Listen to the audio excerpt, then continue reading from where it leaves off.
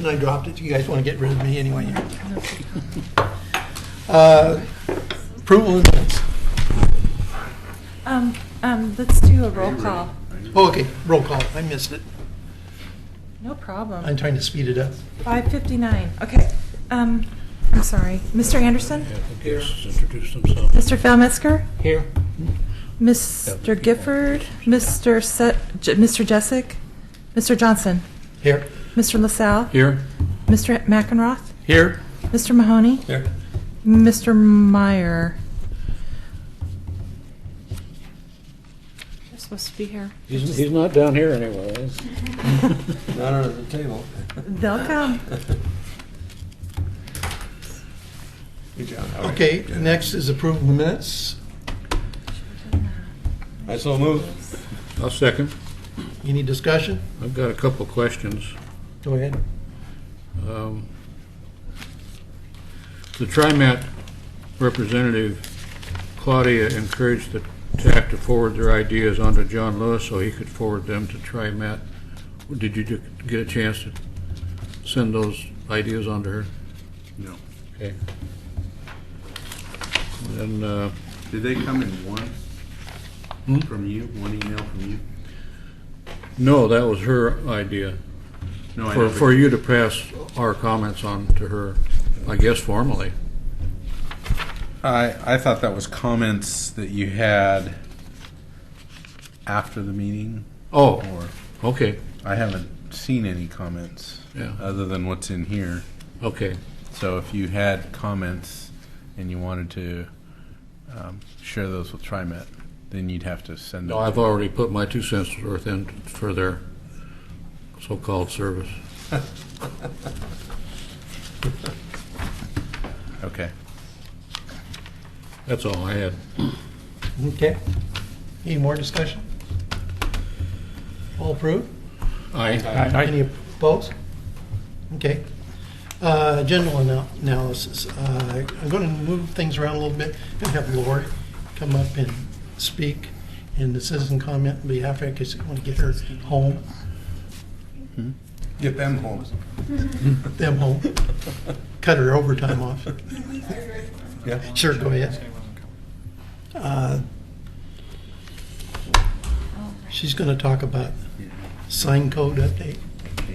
Thank you very much. I get this screen down. My name is Laura Turway. I'm a planner with the city.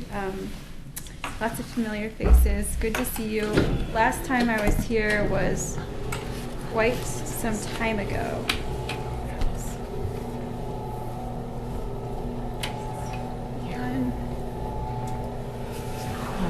This is lights. One second. One is little regular. 3. Technical difficulties here.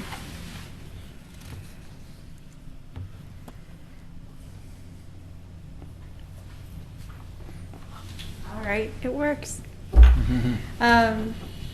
So I'm here to talk to you about our sign code update process that we've been working on. Last time I was here, I believe it was June, it was probably July-ish or August.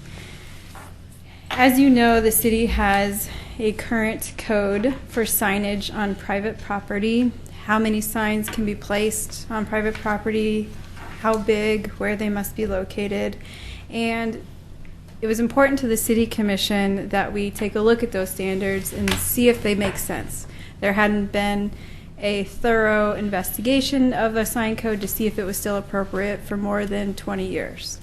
So we put together a project with the goal to review the sign code and make sure our standards are fair, clear, and supported by the community. Again, we're looking at types of signage. We also wanted to look at signage in the public right-of-way, which is why I'm here tonight. Our legal disclaimer here is that all sign standards have to be content neutral, so we cannot read the sign to come up with any standards. For example, we can't have standards that say your sign cannot say this, or after an event your sign has to come down and we have to read the sign to say see when the event is. So we're looking at time, place, manner. How many signs, where they're going to go, what materials they're made out of, and so forth. Our project team consisted of the planning department, and the planning department pitched in a little bit of money to hire some consultants. We worked with Enviro Issues and ERPsWorks. ERPsWorks is a technical group, and Enviro Issues headed up our public involvement campaign. We put together a community advisory team consisting of 11 people, and they've represented various interests in the city, and then we had a lot of community input as well. So we started with this early community engagement process. We went around and asked everybody if they like our sign code, what they don't like, what they'd like to see as far as changes for signage both on private property and in the public right-of-way. Then we assembled our community advisory team, or our CAT team. Some familiar faces from our CAT team are here. And they put together a recommendation for city staff. City staff took that recommendation and wrote a revised sign code. At this point, we have our revised sign code, and we want to start the adoption process. The adoption process includes approval by the Planning Commission, and once that happens, approval by the City Commission. We expect that our sign code will be slightly tweaked along the way. And again, we're at the very beginning process of this adoption. If things go very, very quick, then it would be adopted or effective by the end of the summer. There may be a couple more hearings than we anticipate. Our community engagement at the beginning, so we'll have over 20 community briefings that we did. We did 17 in the summer when we were here last was one of them. We put together a project website. The goal of this project was to have a very transparent project. We want it to be supported by the community, so we want everyone in the community to see what the comments were that were submitted and to see what we're working on so they can comment on it. So everything we've ever worked on is on our website, and it will continue to remain on our website throughout this process. We sent out email updates, trail news articles, you think of it, we did it. For the adoption portion of this project, we sent out over 10,700 green postcards. You may have seen them in your mail. We mailed them on the 10th to let people know that we are proposing changes to our sign code. We also had a couple open houses. Well, we had one open house which was timed appropriately for the community advisory team. They addressed some easier issues, and at the end of their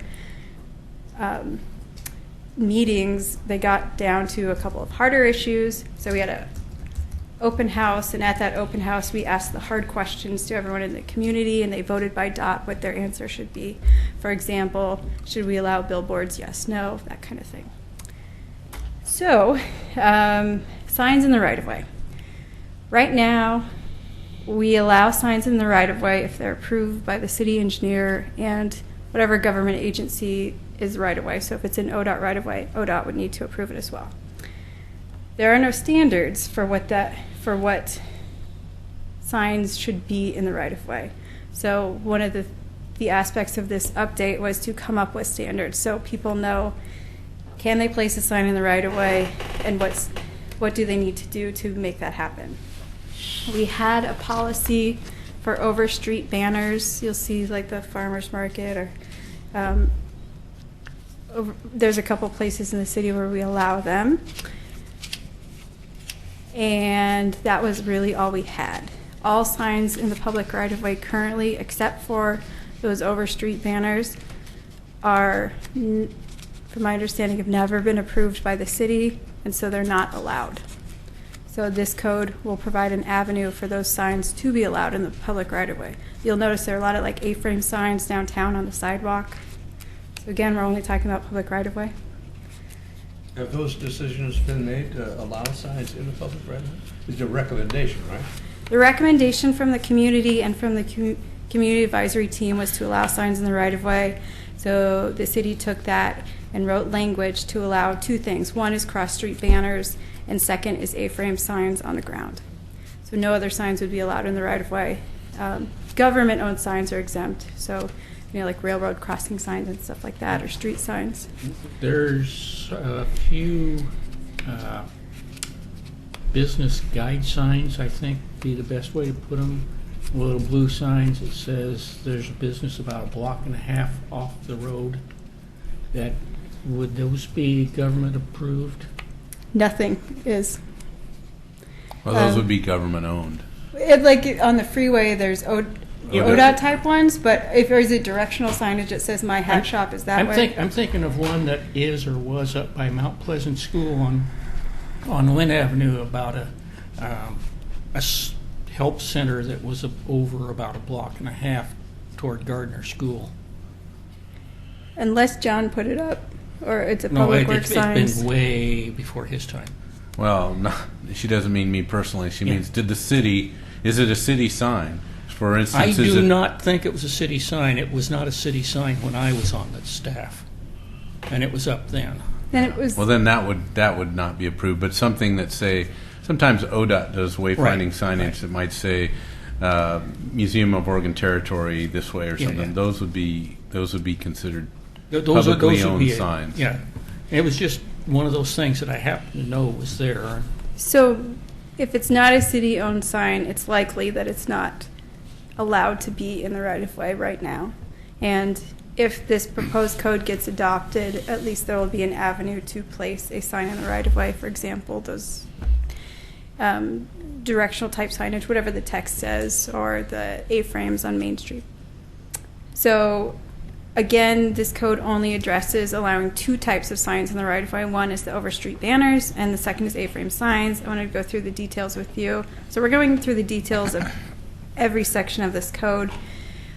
Any comments you want to give me, this is the time to do it. We want to make sure that we have a really good code, so we want your support on this. If there's anything you see or that we should look at in a different way, please let us know. We want to make sure that this is really good code. Have realtor signs been addressed someplace? So we had a realtor, someone representing to the Portland Realtors Association on our community advisory team, and they did have some code related to them. So specifically A-frame signs in the right-of-way for residential property. You'll notice there are certain times of the day that signs can be put up. Yeah. And for residential, it's based off a code that Portland also has, but it has to do with typical times that they have open houses. I was thinking of one where the for sale sign was placed in the right of way, and that would be a no-no then. So for right-of-way signs, you get one per property frontage, whatever it says. Right. So if my neighbor is selling their house and they're down the block and I'm on the corner and they want to put a sign in the right-of-way that says house for sale down there, and I let them, I can apply for a permit and get that. So it's first come, first serve, one per frontage. So if you're on a corner, you get two. If there is a business or a person that owns the sign and they have a business, it has to be located directly in front of the business. I got a question. Is a sign going to be put up, when you come to a stop sign at an intersection, will it be ahead of the sign or behind the stop sign? Because when you stop at a car, with a little car, you got an A-frame car, you can't see down the street without. That is a great question. So we have, I kind of flip forward a little bit, but we have dimensions of where the signs can go, and we don't want them in the corner. We don't want them conflicting with any curb ramps or anything like that. So we think that we have achieved a code that will allow them to be appropriately located. So we don't want them in the street. We don't want them to compete with any bike lanes, travel lanes, parking, anything like that. We want them located, if there is a curb, within 6 inches of the curb, and there always has to be at least 4 feet maintained for ADA access. So if there is no sidewalk, say it's just pavement and nothing, there still has to be a 4-foot area maintained either way. Do you have any questions about placement? As long as it's not on the corner. Yes. Quick question. So I'm looking at page 11, the footnote at the bottom there. Number 17 said the community advisory team does not believe that this is fair for multi-tenant properties. That's the limit of one sign per frontage. So there was suggestions from the community advisory team to, they're kicking around the number of signs in the right-of-way and how many there should be. And so the city's staff's recommendation is to allow one sign in the right-of-way per frontage. And the reason why that is, so right now no signs are allowed in the right-of-way. So we are allowing something more than you're currently allowed. Second is that you can have A-frame signs on your private property. We're not limiting signs on private property. We're adding a bonus to how many signs you can have. So we wanted to avoid too many signs in the right-of-way. So you could think of like those large shopping centers that have many, many tenants. And if each tenant had a sign in the right-of-way, it would sort of clutter up the right-of-way. And since the right-of-way belongs to the city and it's meant to, be used for walking and so forth, we didn't feel it was appropriate for the city to sort of subsidize those sign locations. So, yes, it is one per frontage regardless of the tenants, because we feel that there are other options that you can choose. You can still have wall signs, you can have signs on private property as well. So that is a consideration for the TAC. If you want to Follow up on a residential area, if someone has a conditional use for, I don't know, hair salon or whatever, law office, can they put a A-frame or sandwich board sign out in the right of way saying that that's their business? Yes, so it's one per property per frontage everywhere in the city. So I'll ask my other follow-up question. Have you looked at how this ordinance works in some other communities? What was the sample ordinance you gave? Yes, so we did a little bit of research we did a lot of research before we wrote these codes. So for right-of-way, you'll notice that ours is similar to Portland, but we also looked at other jurisdictions. League of Oregon Cities has a model code that we looked at. We did call around to different jurisdictions, Milwaukee as well, to see what they do and how well it works. So a lot of cities, some cities don't have signs, have code for signs in the right-of-way like us, because it's very tricky, because once you open it up to allowing signs in the right-of-way, you have to be very clear about what's allowed and what's not allowed. And there are portions of sign codes which are existing which seem to not be enforced because they're not legally enforceable. So for example, back to the content neutrality part. Portland has a code that says a proximity of the sign to the location on the business. So you have to read the sign that says whatever hat shop or whatever the business is, and then you have to look to see where the business is and see if you meet that proximity. And that doesn't pass our legal test. So that portion of it they don't enforce. We also had quite a bit of vetting from a lot of lawyers, probably too many lawyers, but we did quite a bit of research, yes, through League of Oregon Cities, a couple other jurisdictions nearby. In your research, what was the experience with enforcement on this? I mean, because it's not just in the downtown core or commercial areas, you can have it wherever there's a conditional use permit in a neighborhood. So this code would allow a sign anywhere in the city. Enforcement is a big issue. When we adopt our new sign code, we want to make sure that we have a thorough and sustainable enforcement. And so that's of high importance for us. Everyone we've heard from the community, everyone in the community advisory team, it seems to be priority number one. And from the other jurisdictions, some of them are not great on enforcement. We're not great. We're not actually enforcing our sign code right now. So part of this project is to make sure that we do have good enforcement. So we'll provide options to the City Commission about how we have good enforcement. If they want to fund more people, if we want to work better with the community and put out more information so that people don't people may think that signs in the right-of-way now are okay because there's so many of them. So providing information, we're trying a multi-pronged approach, including both enforcement and education and a couple of other avenues for city departments to work together. Probably for one more follow-up. So will the current signs that went up but weren't approved or disapproved, they're just there, will they be grandfathered? No. We have a non-conforming section of our code, our proposed code, that says if you were never allowed, you're not allowed. If you are legally allowed, then you can stay. until the owner chooses to remove it. But for signs in the right-of-way, if they're never allowed, they're never allowed. So the signs in the right-of-way have to be portable, not anchored. We're looking at materials, wood, plastic, metal. We have size requirements, so they're not too big, too tall, or in the site view. The hours of placement we talked about. So for non-residential properties like commercial, the sign could be out for 12 hours a day. So that means you're bringing it in every day. So that was a recommendation from our community advisory team.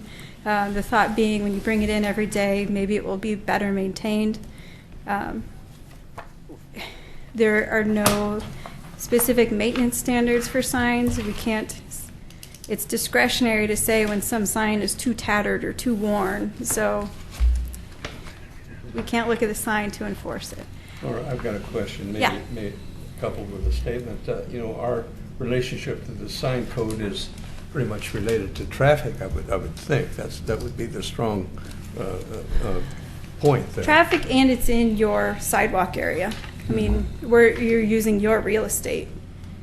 Well, I was wondering if some language could be included in the text of the code saying that traffic safety must be a consideration in the issuance of a permit, and the location of that sign, especially a temporary sign where it can be moved here and there and block sight distance clearance and intersections and those things, because we all know that a sign can be really distractive. Yes, so what we have are these standards for location. Also, it will have to meet 10.32 of our code, which is traffic sight obstructions, which basically says when you're driving around, you have to be able to see it. And then there's also code that says keep it out of our bike lanes, parking lanes, driving lanes, stuff like that. It would seem to me that be a strong factor in the enforcement of it. If there's been a complaint or your code enforcement officer does notice that it is a hazard to traffic safety, that would be one of the reasons they could ask him to remove it or issue a citation or something of that nature. And one thing is that we're going to propose a sticker be placed on the signs in the right-of-way. So enforcement could walk along and see if you have the sticker, and the sticker clearly says where the sign can be placed or not in the permit, but the sticker will tell you if it's permitted or not permitted, so you can tell what the non-permitted signs are. A question that you were talking about placement a moment ago, and one thing that has popped into my mind is, would one of those schoolboy signs that the schools have been using out on the center line be considered a sign? I know they're not legal, but that's not the point. Can you describe them to me? It looks like they're the fluorescent green outline of a child running across the Right. street. Oh, and I know that schools use them around here, Parents will put them out where their children are playing along the street side. and especially at crossing hours. I'll have to look we've into kind of been that. silent on those. Right. Because they're not an They're NHTC not a approved, uniform manual sign. but you see them. Yeah, and I would like to see it not represented in the sign code. Don't believe that it is now. We exempt government-owned signs, and then the We don't own any of those. I can NUT, verify that. Yeah. those specific traffic type categories, we exempt those type signs. So. And I know a non-governmental school has one or two. There's some in neighborhoods as well. There, never mind. Yeah. My neighborhood it blows over to my driveway. The deal is they're like an A-frame. They're very portable. Yeah. Transient like an A-frame. So Right. So they're not included in our sign code now. If we want to allow them, we could write code to allow them. Do we want to allow them, or do we want I to think it sort would of be keep better. it I separate? think it would be better to say that they're not covered, specifically not covered, and then just let it lay. Okay. Yeah, we have, we'll cover government-owned signs, and then we have a section about specific traffic signs, and it sounds like those don't fall under it. But thank you for that comment. We will, Henry, what did you call those, by the way? They're Schoolboy? commonly referred to as schoolboy Johnny, but they're typically about a 2-foot by 3-foot A-frame type sign that's sent out on center line at the crossing area, and They're typically taken away during non-crossing hours. We do exempt signs that are part of an approved traffic control plan with the site plan design review. So if there is a school that has that as part of their traffic plan and a traffic engineer signs off on that plan, then they would be exempt. I presume they're probably not. Yeah, the only thing that we would approve that came in and for a traffic control permit, it have to be MUTCD compliant. Yeah. And they're those not. currently are not accepted. So. I will look Laura, I into that. have a question about A-frames downtown. Yes. If you have to leave a 4-foot ADA clearance and then the sign is 28 inches wide, then that would put it pretty close to the curb.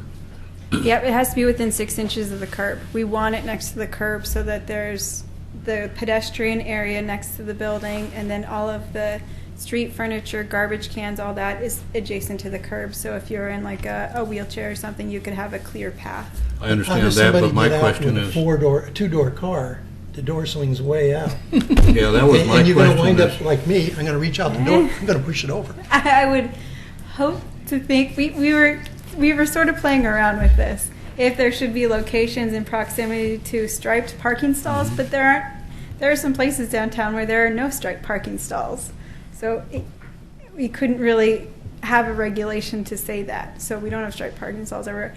I would like to think that as a business owner, I shifted mine around to a place where it made sense because it probably would get knocked over or door But dinged. within 6 So- inches, if you pull out with a pickup, Well, yeah, so, but if it's bumper's a- going to knock it over anyway. Yeah, I mean, if it's up towards the front of your car or back of your car, we Yeah. haven't seemed to have a problem with the illegal signs now downtown. Good. So we were giving the faith of the people who put up the sign that they would put it in an appropriate location where it wouldn't get knocked down. you're talking common sense. Yes. So we didn't Okay. want to go there as far as regulation. If you believe we should go there, we can look into it again.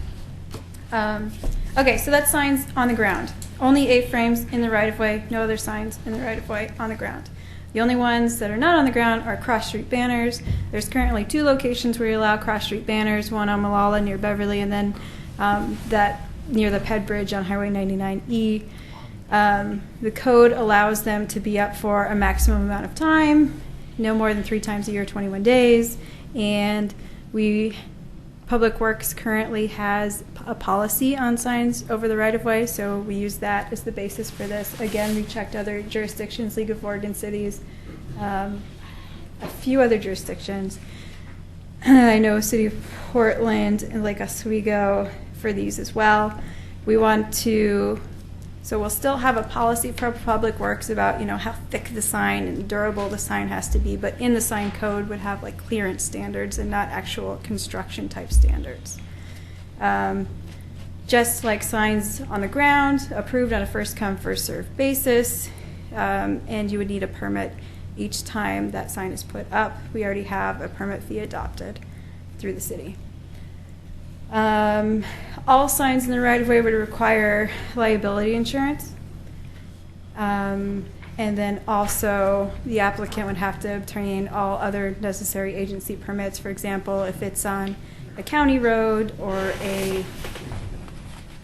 if there's some other reason that there's another permitting agency needed, they would have to obtain that permit.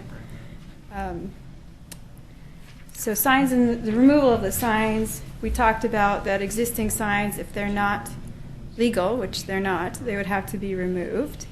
Also, we want to talk about what happens when construction happens on a road. So the city engineer can modify, move, or remove signs to accommodate construction or new roadways. And that's, the onus would be on whoever's the sign is to pay for the movement of the sign, or if there's no longer 4 feet of clearance because of construction, they can no longer have their sign if it results in non-compliance with the code. So are there any other questions about over street banners or signs in the right-of-way in general? Yes. Over street banner, I'm looking at that, like section 4 on page 13. It says it should not be a traffic hazard. Do you need to specify who the engineer gets to determine it's a traffic hazard, or is that assumed, or what? Yes, we'll clarify it. We'll have, because we have standards for construction to ensure that it's not a traffic hazard, and then we also have the clearance standards. That sounds like it's a general statement, and we want to make sure that our general statements are not discretionary. So we'll clarify that means compliance with clearance and our public works policy. Yeah. Thank you. That's a good point. Also on that page, then footnote 21, the community advisory team suggests that permits should not be required in residential and mixed-use zones. And you're requiring, right? For signs in the right-of-way, yes. And they also suggested a lower no permit fee cost. So City Commission is the only one who can adopt fees or a lack thereof a fee. So, some of our members were on that advisory. Yes, Bob was there, and then Mr. Mahoney also filled in for a couple of meetings as well. Would you run by that bit about signs, business signs in the residential areas? We believe all signs in the right-of-way should get a permit. The purpose of the permit is to ensure it complies with our spacing standards, the number, so it complies with our code. There was a recommendation that signs in residential zoning designations not have to get a permit. We have some businesses that are in residential zones now, either by annexation or through conditional use. So I would think that they should be under the same considerations as other businesses are. Yeah, so right now we require everyone to get permits, but the standards are really only different for the time of day that signs can be placed, and that's based off zoning designation and not use of the site. Yes, I can look into that to see if we can switch the timing of the day, but also the permit thing. Staff has suggested everyone get a permit. Well, I'm not against that part. I'm just saying The that, time, that, yeah. that you do have some situations in the city where there are allowed businesses in residential zoned areas. Right. The solution is to have them put a sign on their vehicle. Well, yeah. I don't like those. That leads to things like 40-foot semi-trailers parked on the front That's a yards. different, that's a different code. In spirit of content neutrality, we could say if there is a business license associated with the sign as the owner of a sign permit, and it is not a home occupation license, that it have the hours of the businesses rather than by zoning designation. I think so there's ways an avenue to do that. There's ways to work with it. Yeah, we can certainly do that. Now, the election season's coming up. Yahoo! Yes. And there's going to be signs put in public right away regarding elections and things Hope like that. they're all legal. Yeah, well, that's always been the issue during, how long is it? Is it 6 minutes or 6 months? I forget. So it's first come, first serve. But again, your sign in the right-of-way has to comply with our standards, which means it has to be an A-frame. So a lot of them you'll see are not A-frames, so they don't comply with our standards. You could put them on private property, though. But a lot of them are at intersections right there where, If they gotta be on private property, they'd be okay, but if they're Yeah. not, you should get a big sticker and put over the top and say, illegal. Pay the fine. Yeah, it used to be that the city would just pull the little temporary ones in, like the planter strips and stuff like that, and then they'd keep them next to the garbage cans for 30 days, and then they would go. Really, we found that that's more of a kind of a educational piece to the candidates. Once they know that they should really get permission from the property owner to put them in front of their property, and then tell them on site. We've seen less problems with that, really. I mean, compared to what we used to see on that. We want to make sure our sign code is friendly to everybody. So although it may look like it's written by lawyers, because it's probably written by lawyers, We want to do pamphlets for, say, business owners or for residential owners, or if you're selling your home or something, which have nice pictures with easy to describe code. So we want to get better on that educational piece with this new sign code as well. How about- I hate to bring this other one up because I'm thinking it's a can of worms one, but Uh-oh. the bus stop signs, Government signs. we have, generally TriMet has been putting them by the curb.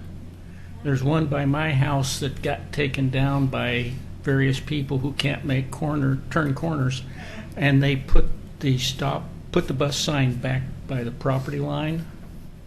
And so I'm wondering if there's a possible exemption or something that certain Henry, public safety people could go through to get. you're bringing up some pretty specific examples. We're gonna run way Out of over time. Well, timeline if you go through all your. I bet you know a bunch of them. I see you walking out with your dog. You probably got every sign in this town figured out by now. Not like the last traffic street supervisor who had them all memorized for the entire city. So government-owned signs are exempt. We don't have any placement locations for them. And in our TriMet's a code. government agency. So if you have, I want to respect your time tonight, and the other people in the room as well. So if you have any comments, please send me an email or send them to Kathy and she can forward them to me. We want to make sure we have a really good sign code, and I really think that we do, for signs in the right of way as well. Laura, Yes. can they? Is there an online comment form for the sign code or no? So we have our sign code posted on the city website and then also on our project website, which is www.ocsigncode.org. And you can mail me comments, email me comments, whatever comments you provide to me, they'll go on the website because we want a transparent project. We'll take off your name. And then they'll be forwarded to the Planning Commission for review and the City Commission for review as well. So again, if we need to tweak our sign code, that is fine. We want to make sure we have a good sign code. So this is the time to do it. Well, I for one would like to say it's been a big improvement over what I've been familiar with. It's nice to have some adopted standards for signs in the right of way, for sure. Yeah, my biggest concern is implementation, since there's lots of illegal signs out there. And I think people tend to think that they might be grandfathered, whereas they may not, as it sounds like if they put them up and there was never any regulation. Secondly, I mean, if 1/10 of 1% of the businesses put up an A-frame, you're going to be scrambling to staff that and to enforce it. That looks like a headache to me. So be interesting to see what you recommend to the council on that, or the commission. We want to come out with a strong enforcement right away. Strong education, strong enforcement right away. So we'll see. It's got budget implications. Does City Commission will have to sign off on it. Mhm. It was important to them to go onto their goals for these 2013-14 calendar years. So If they put the permit sticker, it should be right on the front. Drive by, you can see it, not inside the sign, but That's a good idea, it really is. and it faces. If you're driving, it's got to be on that side. If it's on the other side, like Portland, like when you go to Oh. park, you can't put the parking tag on the left side of the car. You got to put it on the right side. that is a good. That's So a good when the standard. code enforcement guy is driving down, or if you turned it over to the meter reader, and if they're code enforcement looking at it, they could see it right away, say, well, that's wrong. And each one of these is going to be GPS identified, right? So we know exactly where it is at all times. We'll see the City Commission. Buys in if on they want that. to pay for that. Yeah. All right. Well, thank you very much. Sure. Thanks, Laura. Okay. Any more questions? You can do a motion. Yeah, actually, I drafted a motion. It's in the staff report.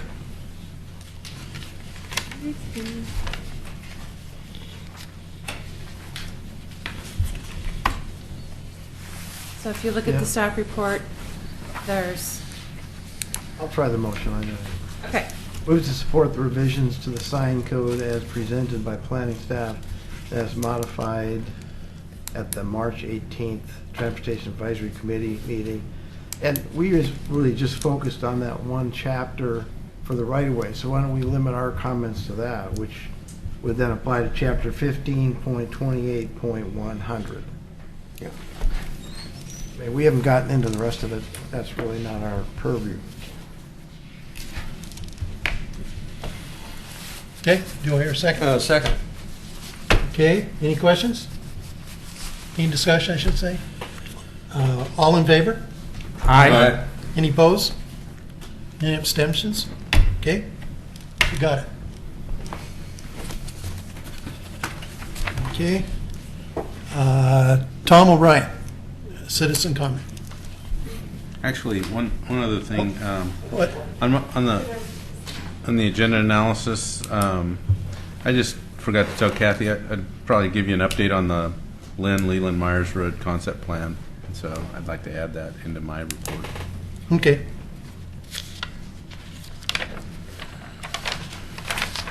Good evening. My name is Tom O'Brien, and I am co-chair of the Hazel Grove Weston Farms Neighborhood Association. The reason I'm here this evening is that John came to our CIC meeting 2 weeks ago. He always participates. And he shared with us that the Amy Wilhite from Gaffney Gaffney Lane had been here at your last meeting, and she presented some hazardous situation to you, and within 2 weeks' time, it evidently was resolved. And John encouraged the rest of us at the CIC to be bringing things forward for our neighborhood. So I'm taking advantage of that opportunity. We have a situation that's come up at least 2 and possibly more of our neighborhood meetings. We have an intersection that is extremely hazardous. It's at the corner of Partlow Avenue and South End Road. You've addressed it to some degree in the transportation system plan that has been developed. You also addressed it to some degree in your South End concept plan. But I think pictures are doing a better job than anything of explaining what the issue is with it. And I really would like, and the neighborhood would like, to see it resolved as quickly as possible rather than waiting for implementation of some of these other plans. As you're approaching going westbound on Partlow, this is what you're looking at.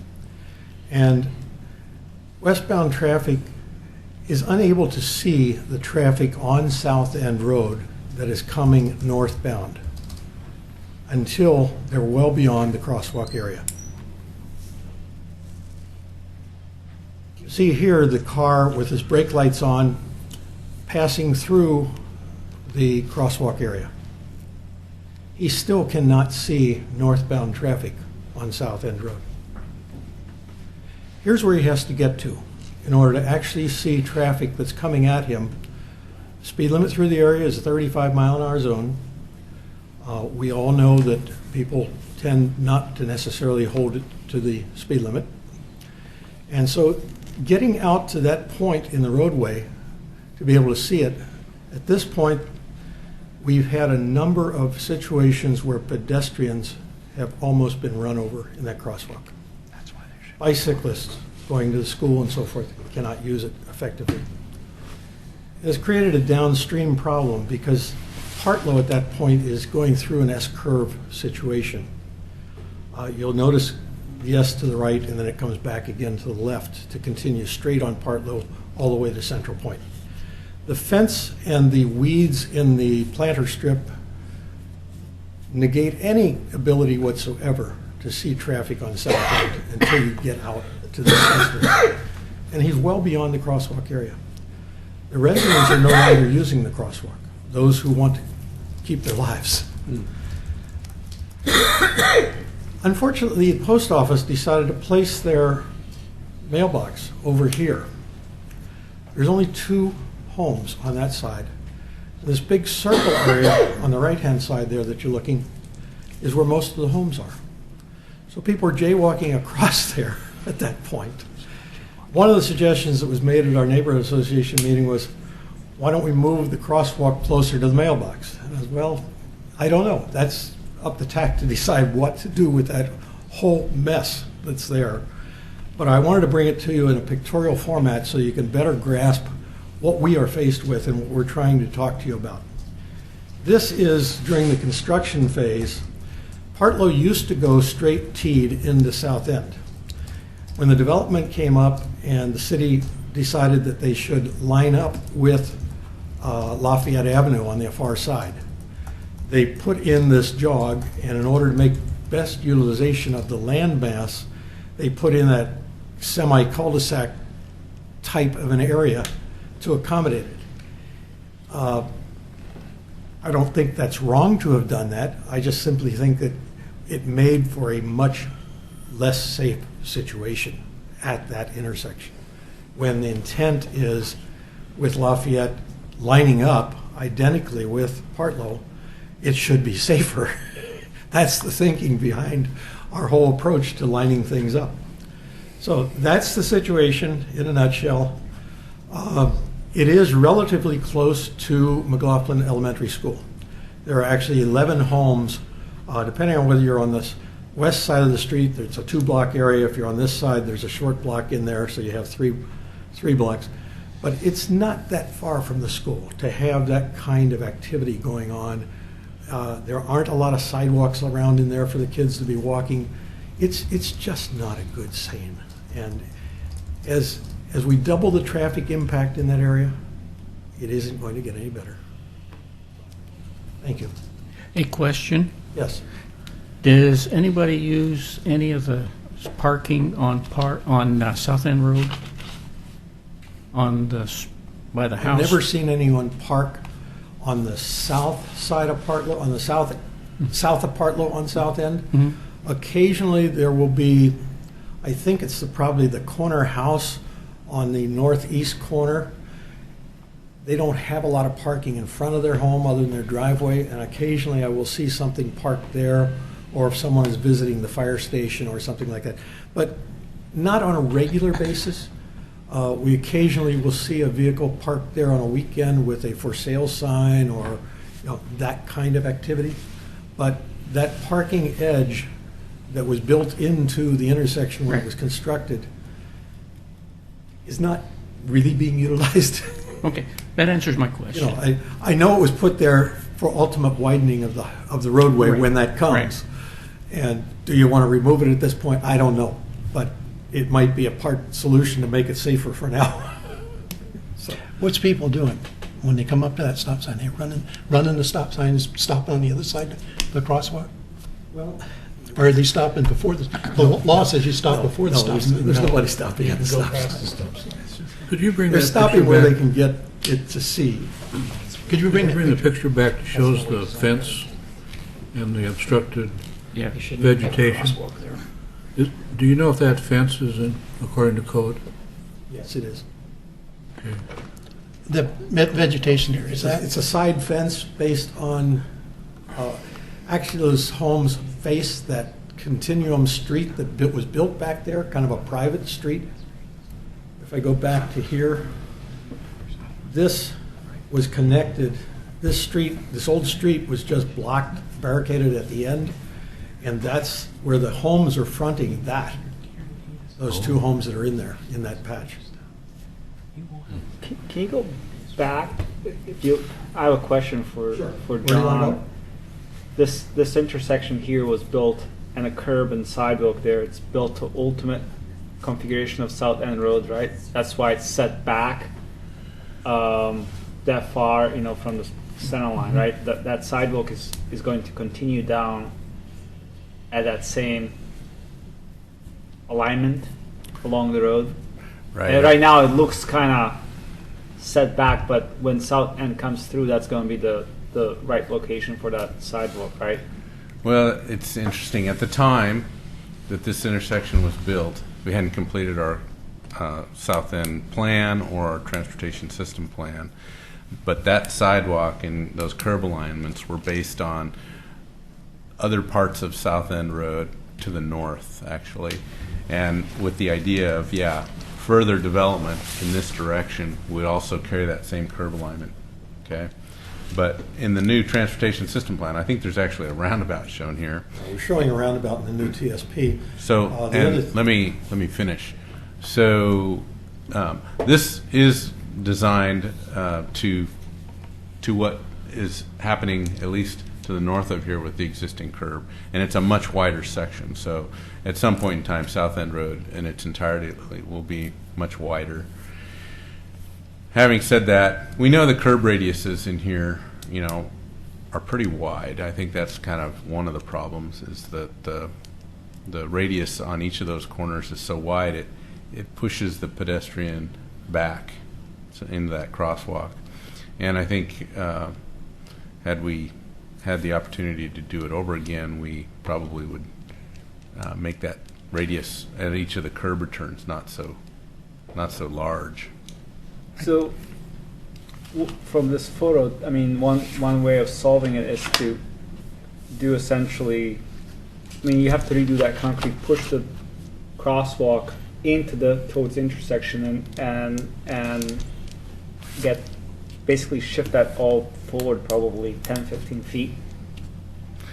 I use this regularly. I live out off this roadway here, so I use this regularly.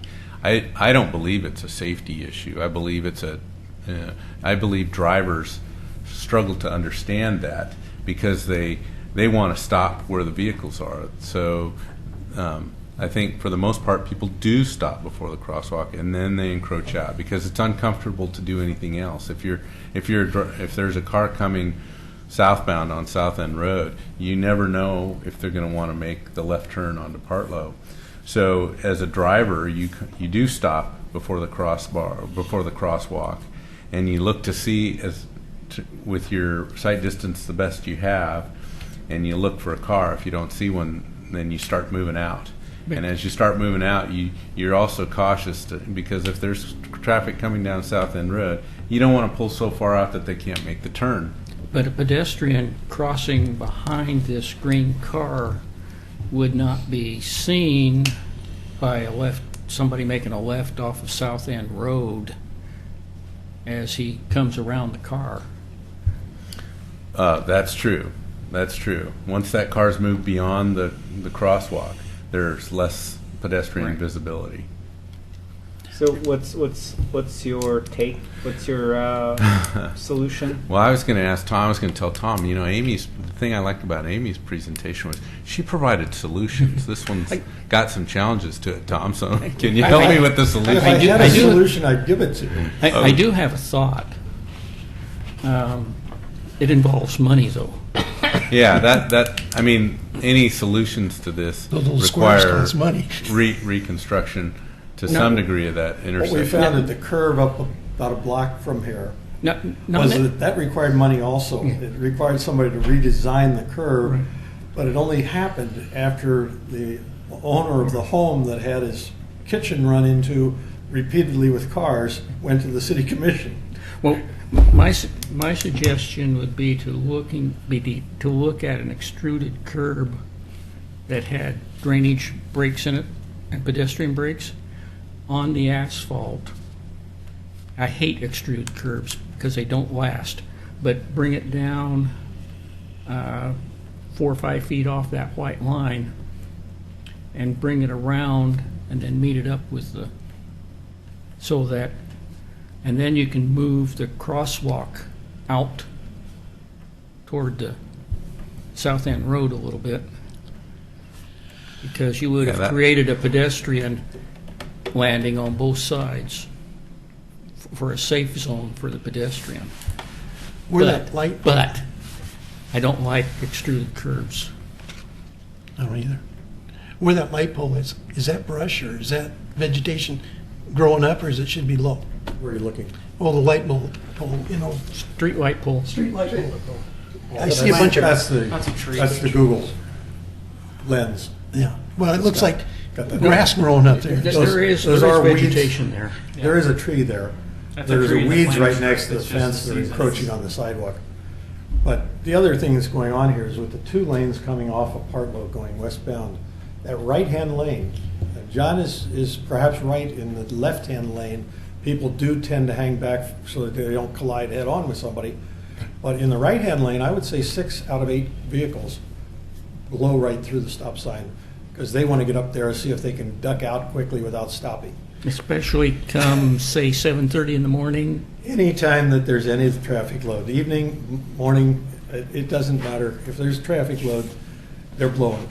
Well, I can see where as the car is edging out there to make a left turn, anybody on his right, their Protected. line of sight would be extremely obstructed Yeah. down south end. Yeah, So they if they're trying to go straight across, there could be a potential problem there.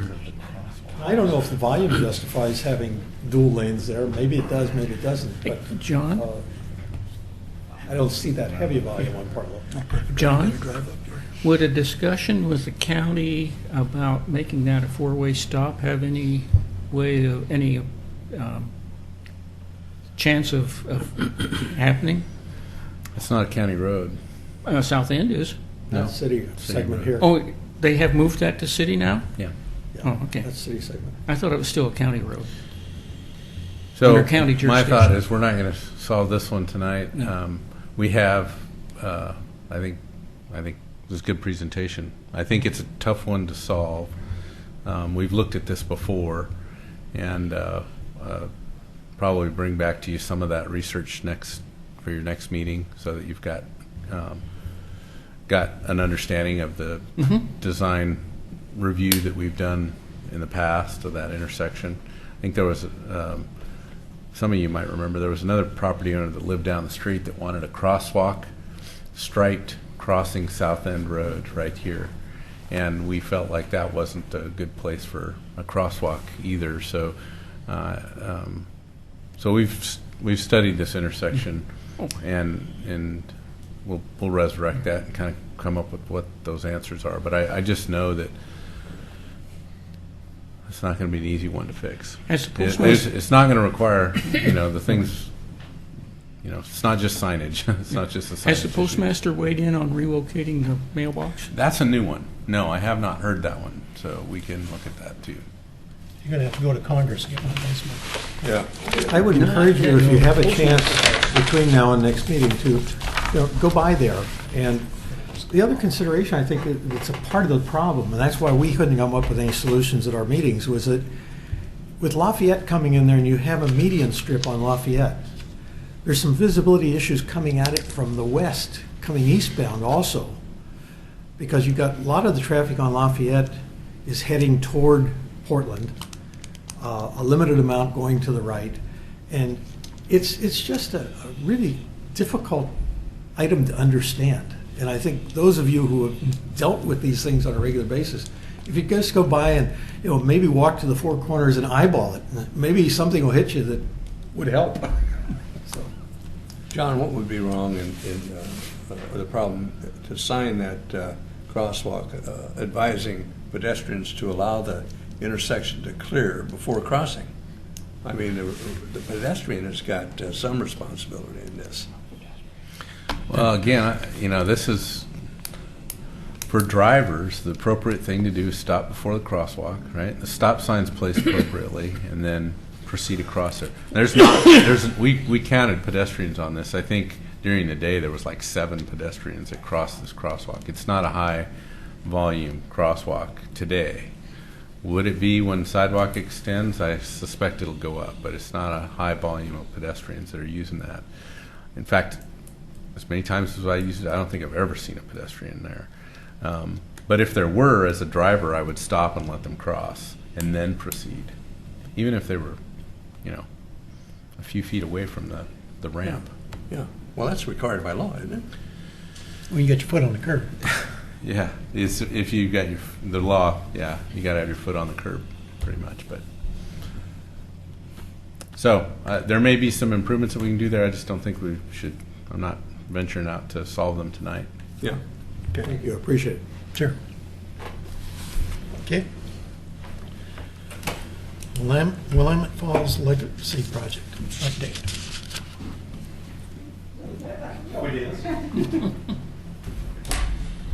You can swap name placards if you want. Oh, all right.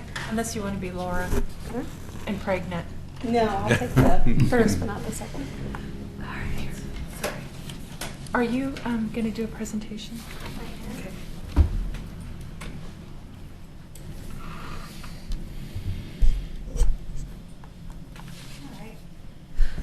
Well, my name is Christina Robertson Gardner, and I'm a planner with the City of Oregon City. And I wanted to take this time to provide an update to the Willamette Falls Legacy Project, where we are today and where we're going forward.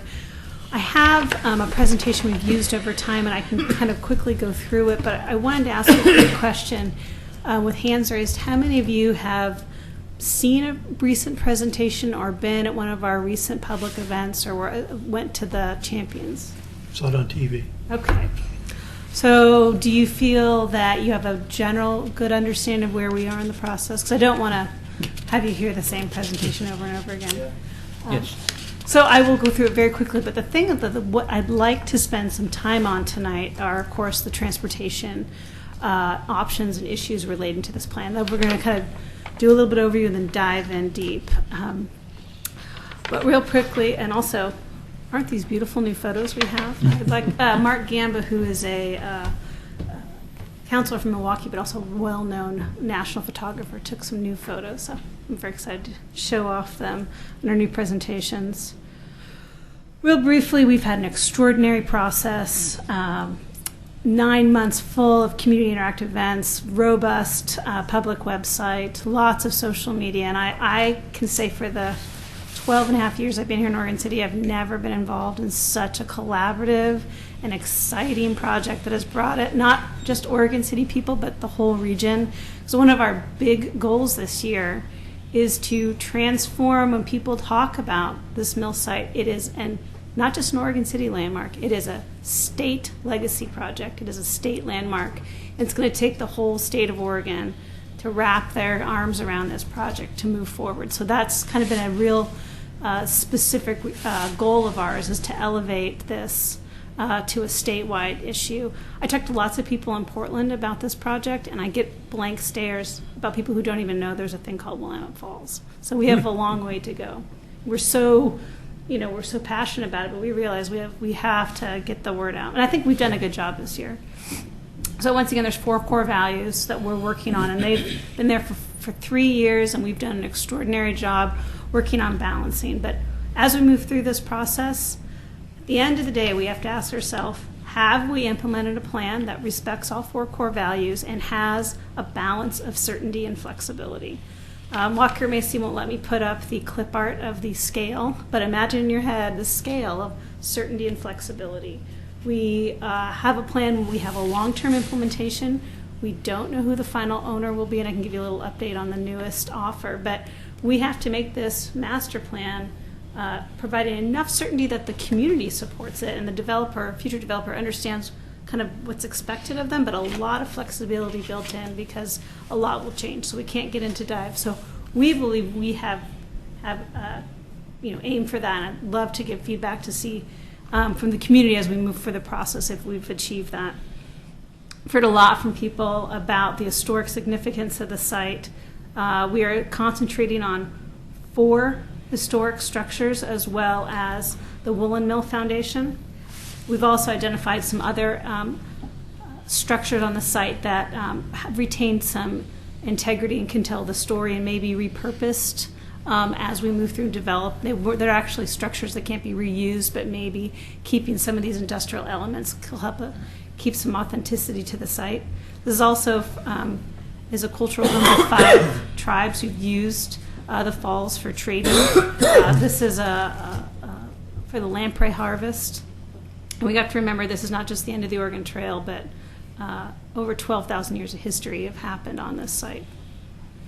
Lots of great examples through our Walker Macy team on how to actually implement new construction and revitalize economic development in old mills. This, for example, is in Cape Town, South Africa.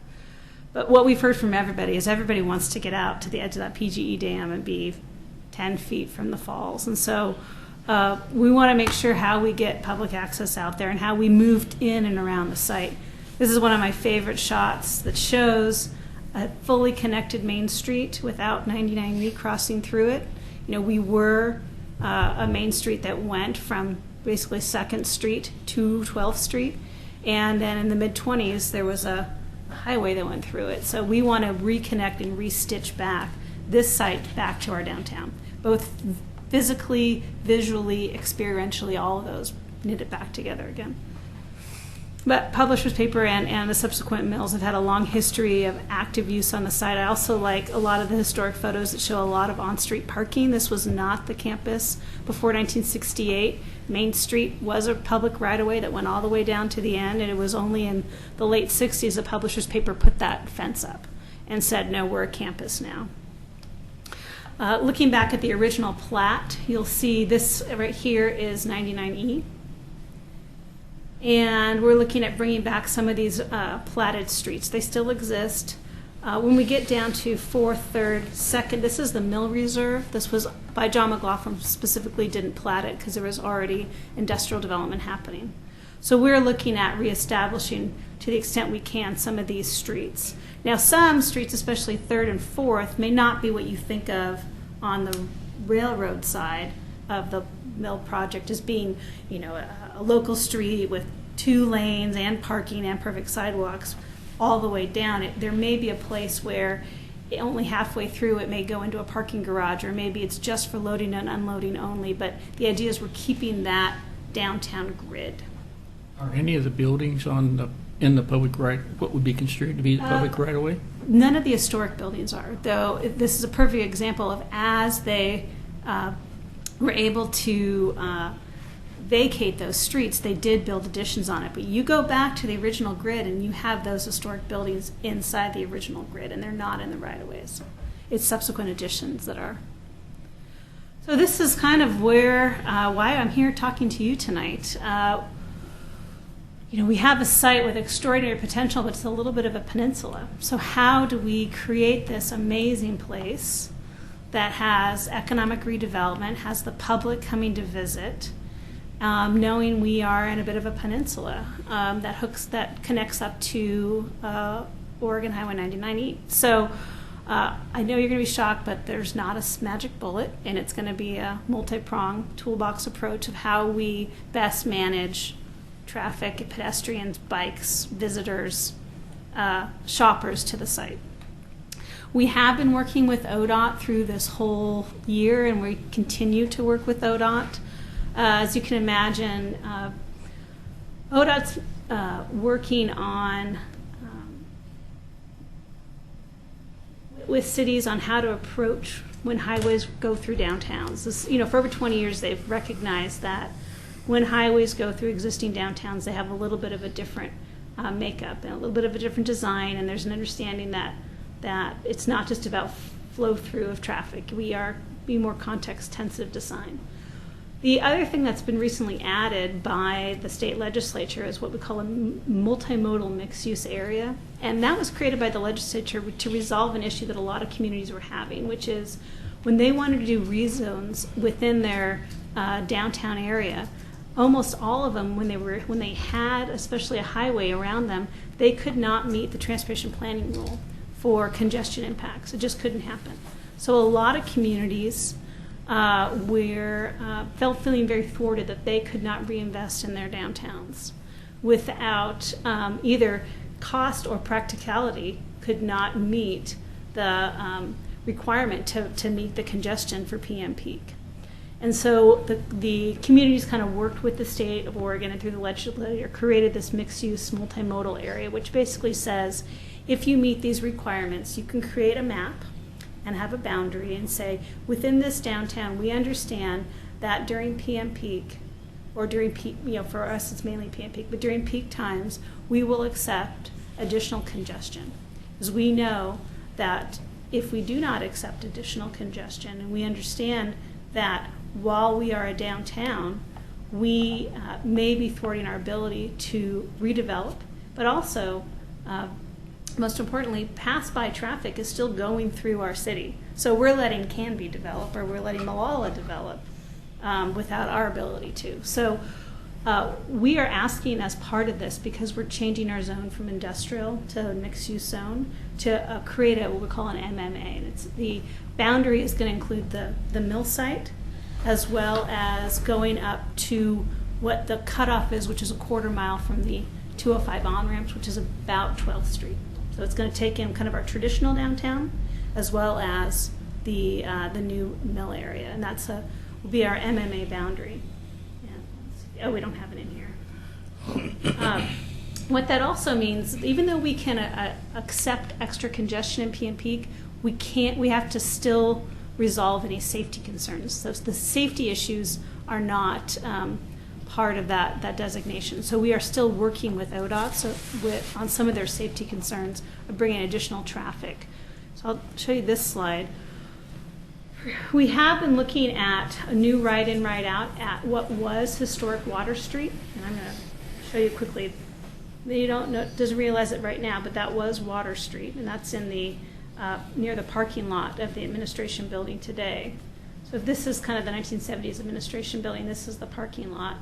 Looking at a right-in, so a lot of people who are coming to the site are coming southbound on 99E, and they can come in right here through a new Water Street, 4th Street.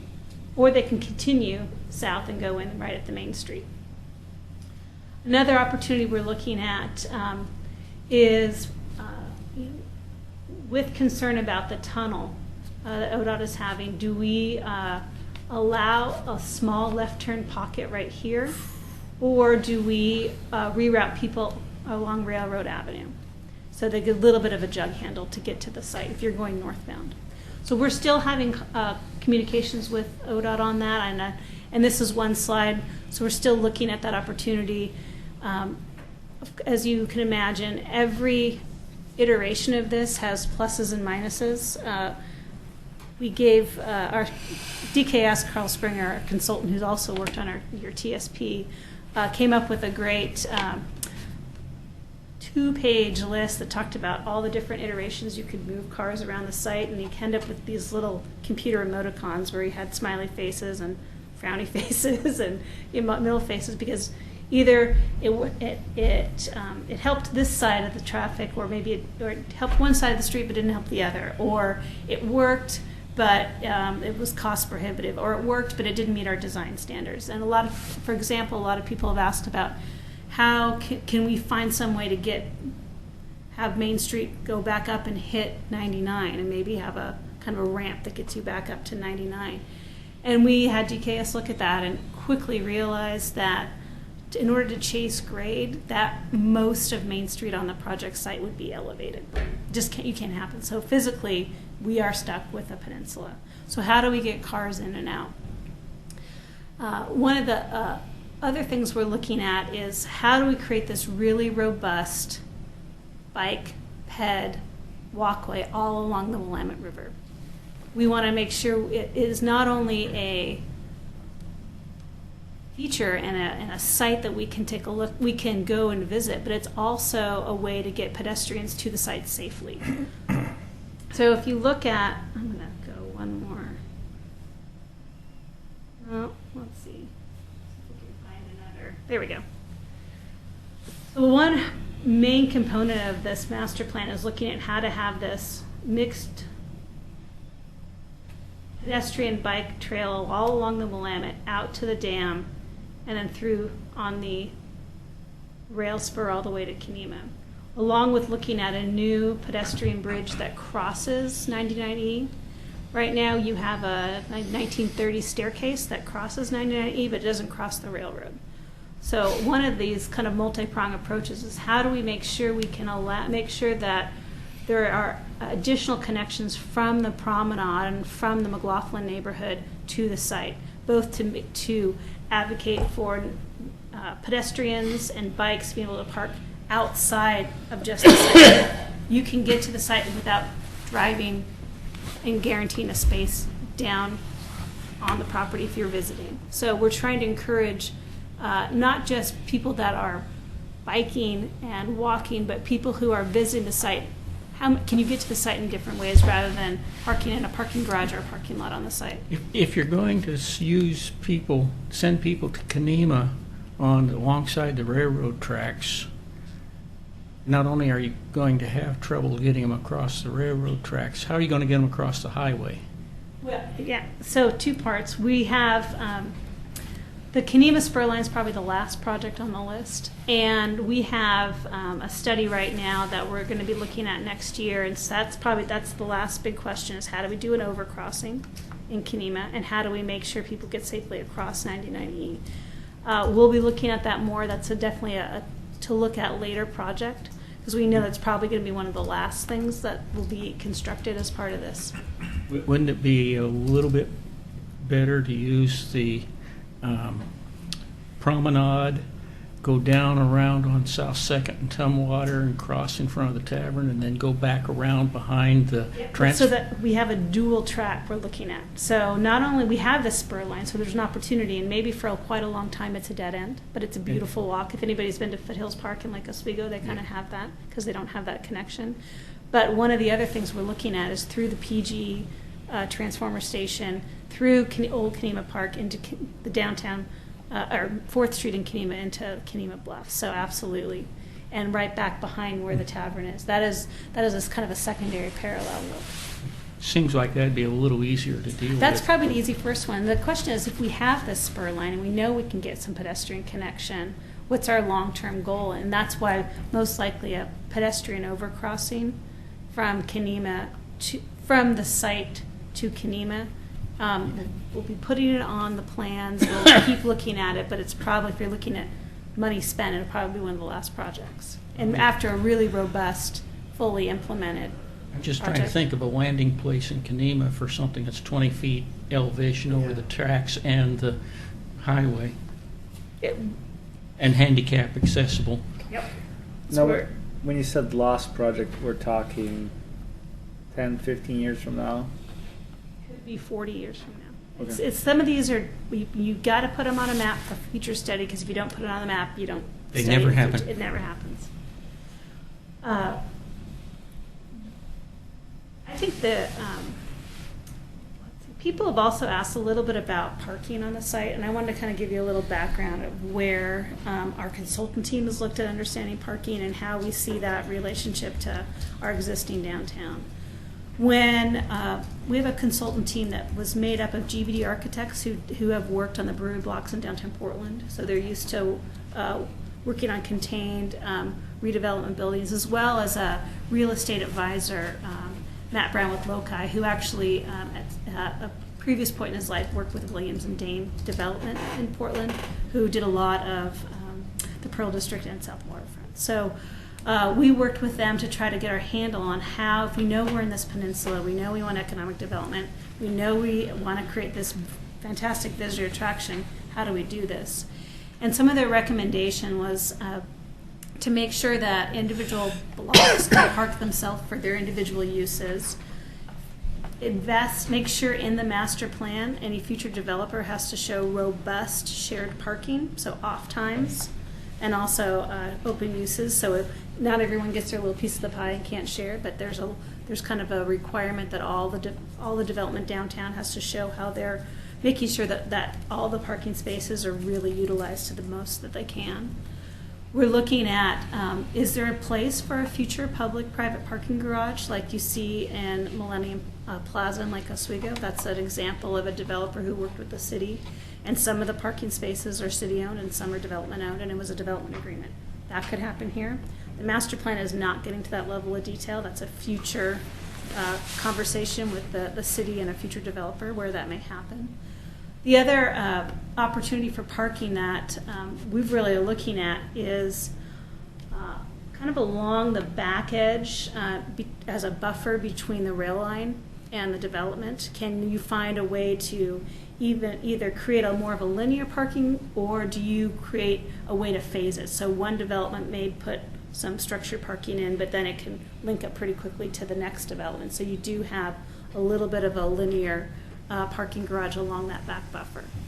Is there any thought being given to resupply? I'm thinking 40, 50-foot semis coming in and trying to turn around and come back out, bringing in Shrink product yourself and down carrying it to out. what we use. We are in an urban form, and so downtown Portland is a perfect example. Unloading and unloading deliveries don't take place in really big, giant trucks anymore. These are smaller trucks that work in an urban form. Carl's Jr. still delivers in a big 50-foot van on They Broadway don't- and Salmon. I know. I've been behind it. What I'm saying is we can't design ourselves Right. based solely on the biggest truck that there is. So, No. yes, at the minimum, you will have a, and I will show it. Let's see if we can get to. The Lloyd Center used to have a turntable to Yeah. move those 18 Yeah. wheelers. Still a downtown grid, which Yeah. is going to be available Yeah. for Except, turning. except there's no out They used to have on this turntable. for big rigs. So there will be Because it made too much a noise. turnaround is going to be a requirement of the master plan. We're not saying exactly where it's terminating, but it's assumed that So they don't You fire go- truck trucks turnaround is down going to there. be met, so therefore Exactly. truck traffic's going to be met. Yeah. In town. Real briefly, we all need pretty pictures, so this is not part of the master plan approval. We've chosen to take these inspiration drawings and not put them in the master plan, but we all need inspiration drawings, so. I like the paddleboard race going on. I know. Walker Macy is do this great. This is existing conditions showing us how we can reutilize some of these industrial elements. So we have kind of the more direct ped bike path here, but then you have a little more of the wandering path that gets you out. So you can kind of experience the river on two fronts. But this is where everyone wants to go. This is the platform of Mill A. This is on PG Dam. PG is not part of the land use application. They're not changing their zone. They'll still stay industrial, but they've been a really good supporter of this project, and we are actually currently working on a long-term public access agreement to allow the public out here. Right now, we have the existing dam. Raise your hand if you've been out on the site yet. Okay, we got to get you all out on the site. When you get out on this dam, you'll see today it's definitely has a lot of remnants from the mill. But Walker Macy has some great photos, so you can see kind of how we can experience it while it still can remain a working dam for PGE. It also shows different ways we can look at some of the buildings. These are been used before. Christina, This is can you back up to the one where they converted the walkway? One of the things I think can you point out to them what currently goes on underneath those metal Right rails here? and how PGE would still be able to utilize that? Yeah, so those are the flow gates. When there's heavy water flow, which has definitely been the last 2 months, they open those up and they are rushing underneath. That's still going to be utilized. PG's big concern is that, during high water events, they may be able to require to cut off public access. That makes absolute sense, The requirements that PGE has for this initial public access easement makes perfect sense for who they are. On most times during the year, except for these high water events, those are all closed, and it's a much more serene environment. When it's open, it's extraordinary and exciting, and hopefully we can get public out there for that too. And this is one of those instances where I really want to just we would be working as a side-by-side partner with PGE because they would have to access those to just do their daily functions and seasonal operations that they have to do. But they're still incorporating within the design, improving the aesthetics and the accessibility, but still granting them access. Yep. Would that be an easement, public easement?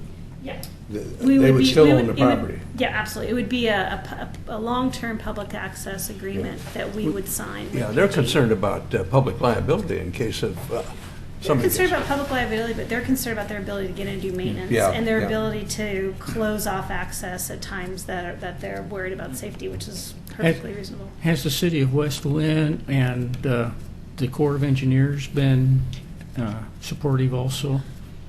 Of this whole project, I absolutely. mean, I'm thinking specifically of this because that leads directly over to the canal, Well, the dam just goes out.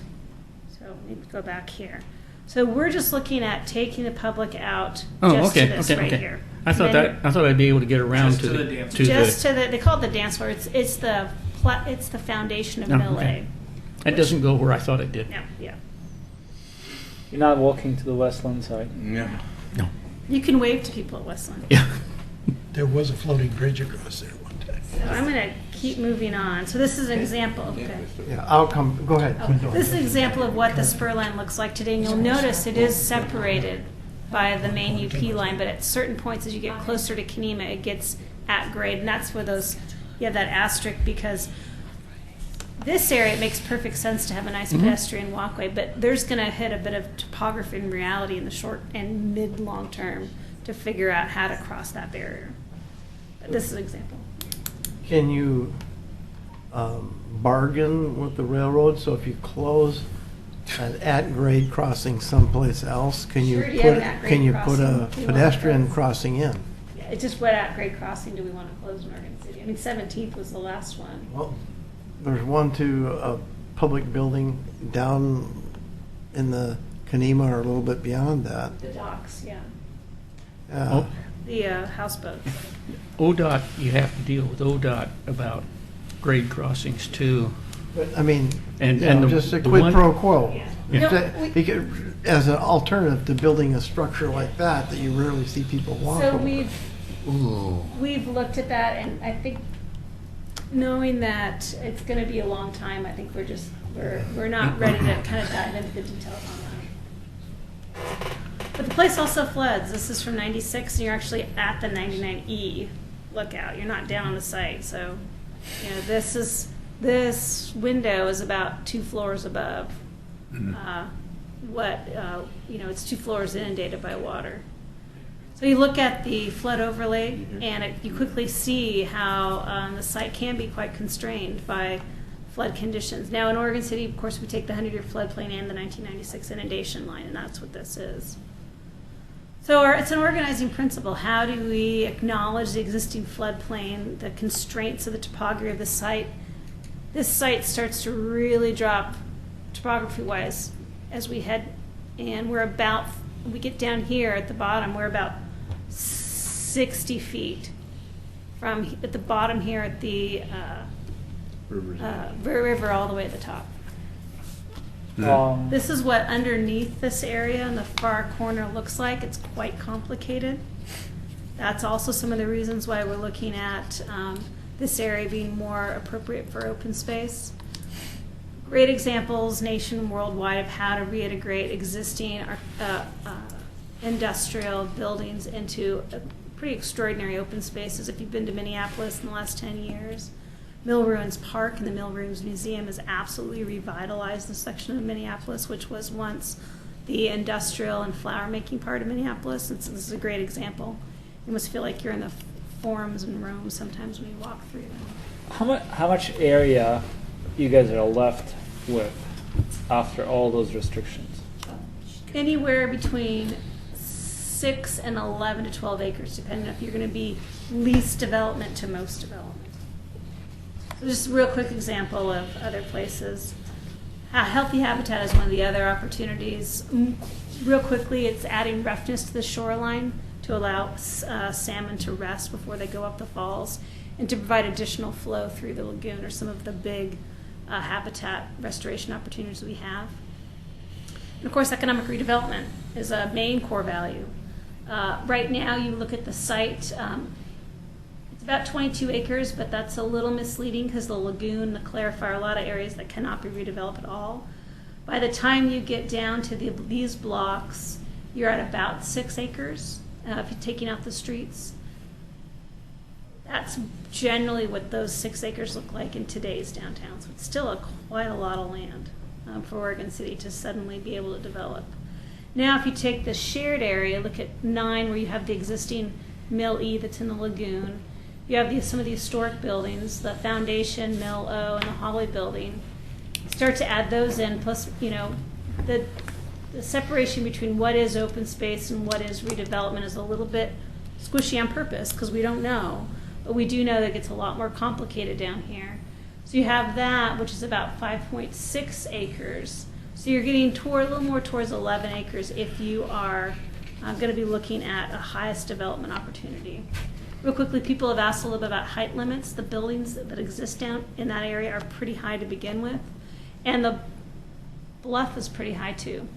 So if you just look at quickly what a new development could look like, you'll see that even a 5 to 6 story building is well below anybody's view corridor up on top. I wonder if you need to go even higher to really make it pencil. Well, we're looking at 80 to 100 foot height limit. I can tell you the market is barely even there for a 3-story building. So once again, we are not planning for 2014 Oregon City real estate market. If we did that, we should all just go home today. I mean, we're really looking at what is the best use of the land, what we're hearing because of the constrained site. It's kind of the go big or go home is what we're hearing a little bit. But the height limit for the underlying zone is going to allow a little bit higher. But we're saying most likely, this is 170 feet, just to show you.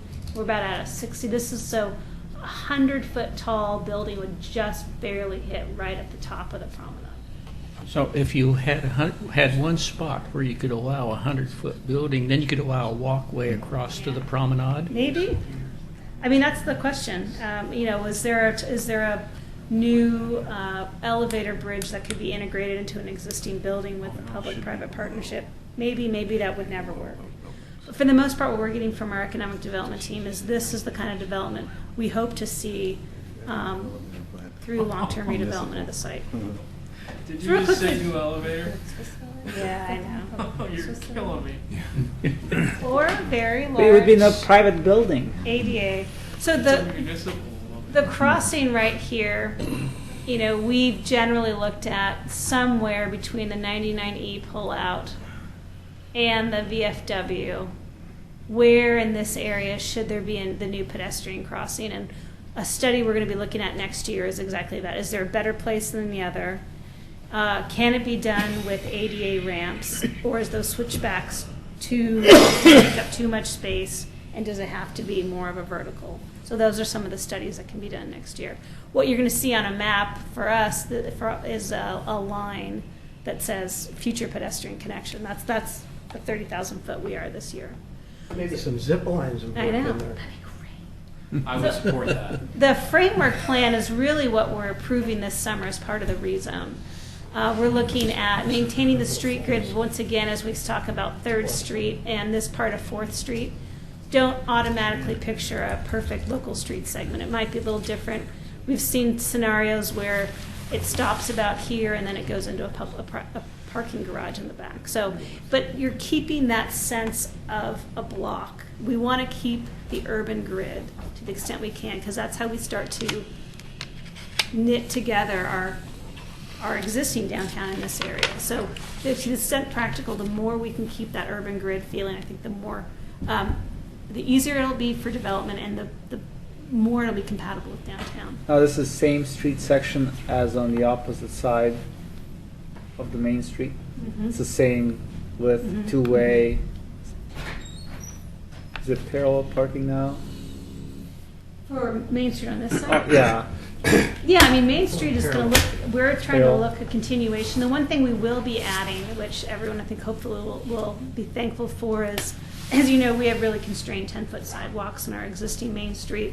We're going to be looking at a little bit wider sidewalks, maybe 14 feet to 16 feet on this side, to allow a little more ability for pedestrian amenities that we just can't fit into our existing downtown. Well, the pedestrian is going to be your lifeblood down there. Mm-hmm. You get people on that side, they're consumers. Mm-hmm. Yep. And all of a sudden, the value of the property goes up. Mm-hmm. All you gotta do is figure out what to do with their cars. So, I mean, you know, my biggest concern, I mean, when I think about safety, and it's how do you get pedestrians, if they're walking on a main street, really to safely cross the 99? And how long are they going to be willing to be waiting at that light to you'd be cross? surprised. I cross it a lot now that I'm on the site every week. It really isn't that bad timing-wise. I mean, it's I think more of a perceived barrier when you have because right now there is a very dead use right here, and you have no reason to cross as a pedestrian. But the moment you start to create really active uses here, and it's seen as you're pulling the pedestrians in, it's going to be a lot easier. The actual crossing is not very wide. It really isn't. I think it's a perceived barrier once we get development in. The other thing we want to see is we want pedestrians to cross. We want them to feel comfortable crossing that connection, because we want that, of course, that re-knitting. We want Main Street to be two-way all the way. We want on-street parking on this Main Street. We want it to act just like a normal Main Street. Are there treatments we can work on with ODOT in the long run to make that crossing even better? We're working on it.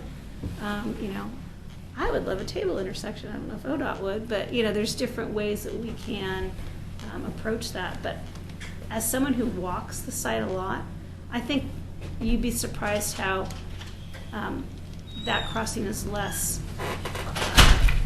intimidating than people think, and when you're on a car. Quick question. Oh, you go ahead. Along building 1 and 2, Mm-hmm. on the riverside, you see that greenway there. Mm-hmm. And you've actually pushed the walkway because of that up against the building instead of closer to the river. And this is conceptual. So as we move forward with the Riverwalk, there may be opportunities that we bring it farther out. I'm thinking, given the fact that you've got industrial use on both sides, and you've got that third building there sticking way out, I mean, what if you move that whole area out to the edge of the river there? I don't know, that maybe they're on pilings or whatever, to add parking, to get the pedestrians closer to. Yeah, let me show you what, going back to that slide, at the very beginning. Sorry about that. There. Here we go. There. Oh. One more. Other way. I go too far. I went too far in. Yeah. I think you want to buy it. That one. Was that the one? That one, then also this one. Yeah. I think just looking at the topography and being able, the cost it would take to,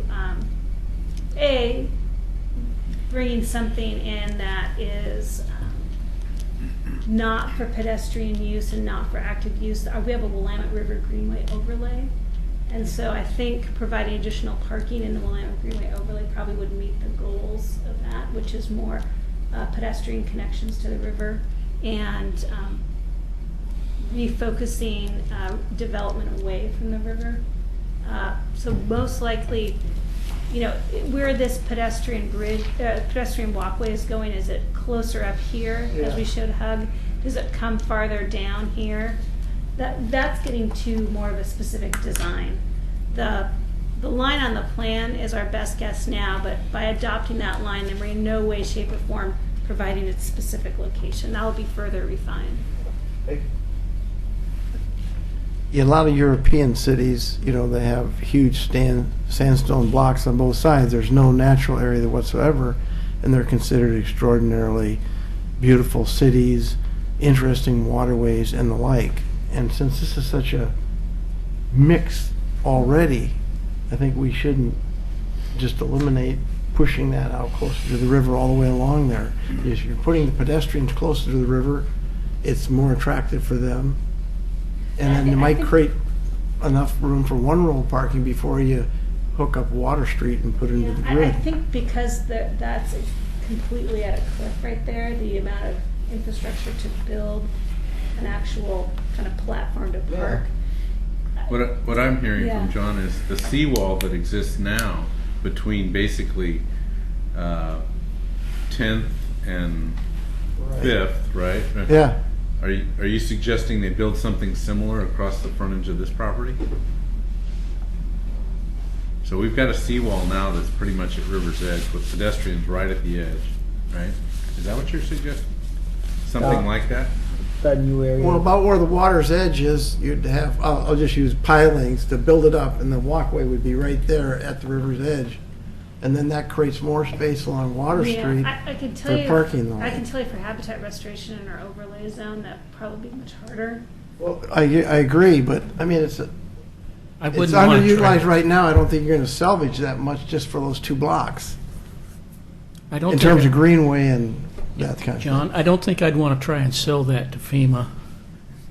And It's actually not FEMA, it's more of our Willamette River overlay code. So I think it's, when you ask for an exception, I think they have to give a compelling public use. And that's, I think, small amount of parking may not be the compelling use. But when the nice thing is, this is a line on a map this year. Everything is exceptional about this project. I mean, I think all the cards are on the table. I mean, I would agree with having something. If we're already getting people down there and experiencing that riverfront, I think would be worthwhile to show. So we'll quickly show you some inspiration demonstration plans that Walker Mixie put together of different ways open space could be, or the walkway. These are all ADA accessible, the red lines. So they've looked at different ways you can get through the site. This is more of an intense where you're pulling development out. This is kind of keeping more of the highest use of the site for development, but having more of an urban square, keeping the pipe chase that's there. This is kind of a hybrid between the two, where the pipe chase, only the bottom part is kept. This is a slope. So a lot of people need these photos to be able to kind of understand. These are not adopted this year. That really boring planning framework plan is what's really adopted. And these are just different ways to look at it. We've really tried to come to an understanding of how can we take these existing historic buildings. Downtown Portland did it with the brewery blocks, keeping the Armory building, keeping the main Weinhardt Brewery, but allowing infill right next door. And actually, this building right here is the structural support for seismic. So there are even benefits of doing new construction right next to historic that can help. This is a look of our Main Street today, number 4, and this is kind of an inspiration drawing again of what number 4 could look like. We also have the Holly building at the end. So real quickly, this can only happen if you have patient transformative action in these relationships. We are planning to get out of our 2014 perception of the Oregon City market, think bigger. If we plan for 2014 again, we would go home. We need to think bigger picture. This is a 20, 30, 40-year implementation. So I'm going to move forward. Real quickly, this is how we're thinking about the continuum of action investment. You look at this as the amount of public money spent starts here and moves this way, and also a little bit of a time. So we're looking at the ability of the public access piece, especially this river walk, as bringing people to the site, but more importantly, raising the property value of the property behind it. How do we get that property value risen to a point where people can pencil and build the type of structures we're looking at? And we're seeing as early as we can, getting that public infrastructure built is important. However, the open space related to development, we're going to have to wait for the developer, because that's really absolutely integrated in how they're going to redevelop their building.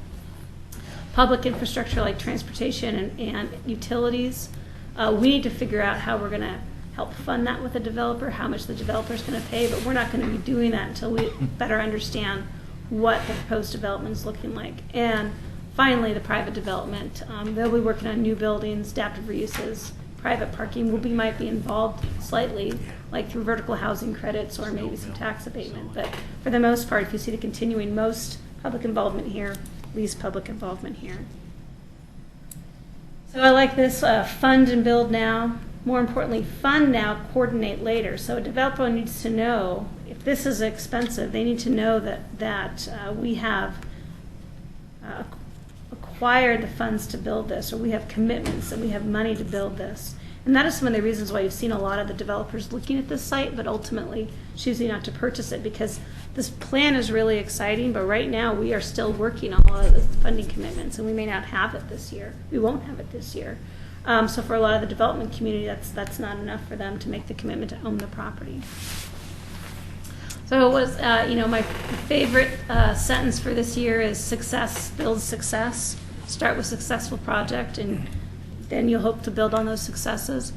Real quickly, where we are here, we started this summer with the Development Framework Master Plan and the visioning. As we move through the visioning, now we're moving through the land use application. I call this year 0. We're setting ourselves up. But as we move forward, we're really in these 3 different levels. Fundraising and lobbying to build the public open space. A developer may come in and refine their master plan, because of course we're at this 30,000 feet, so a developer is going to come down with more specifics. and long-term park and open space development. So those will all be happening after kind of this year zero. I wanted to give also a little update on Shop Off. They're a group out of California that have come with an initial offer a couple weeks ago. We're still working with them. Shop Off? Their name is Shop Off. They are a California redevelopment group. They're a bit of 11th hour in the middle of our process, so we are trying to coordinate with them. We're hoping to stay on target. We'll find out pretty soon if we can do that.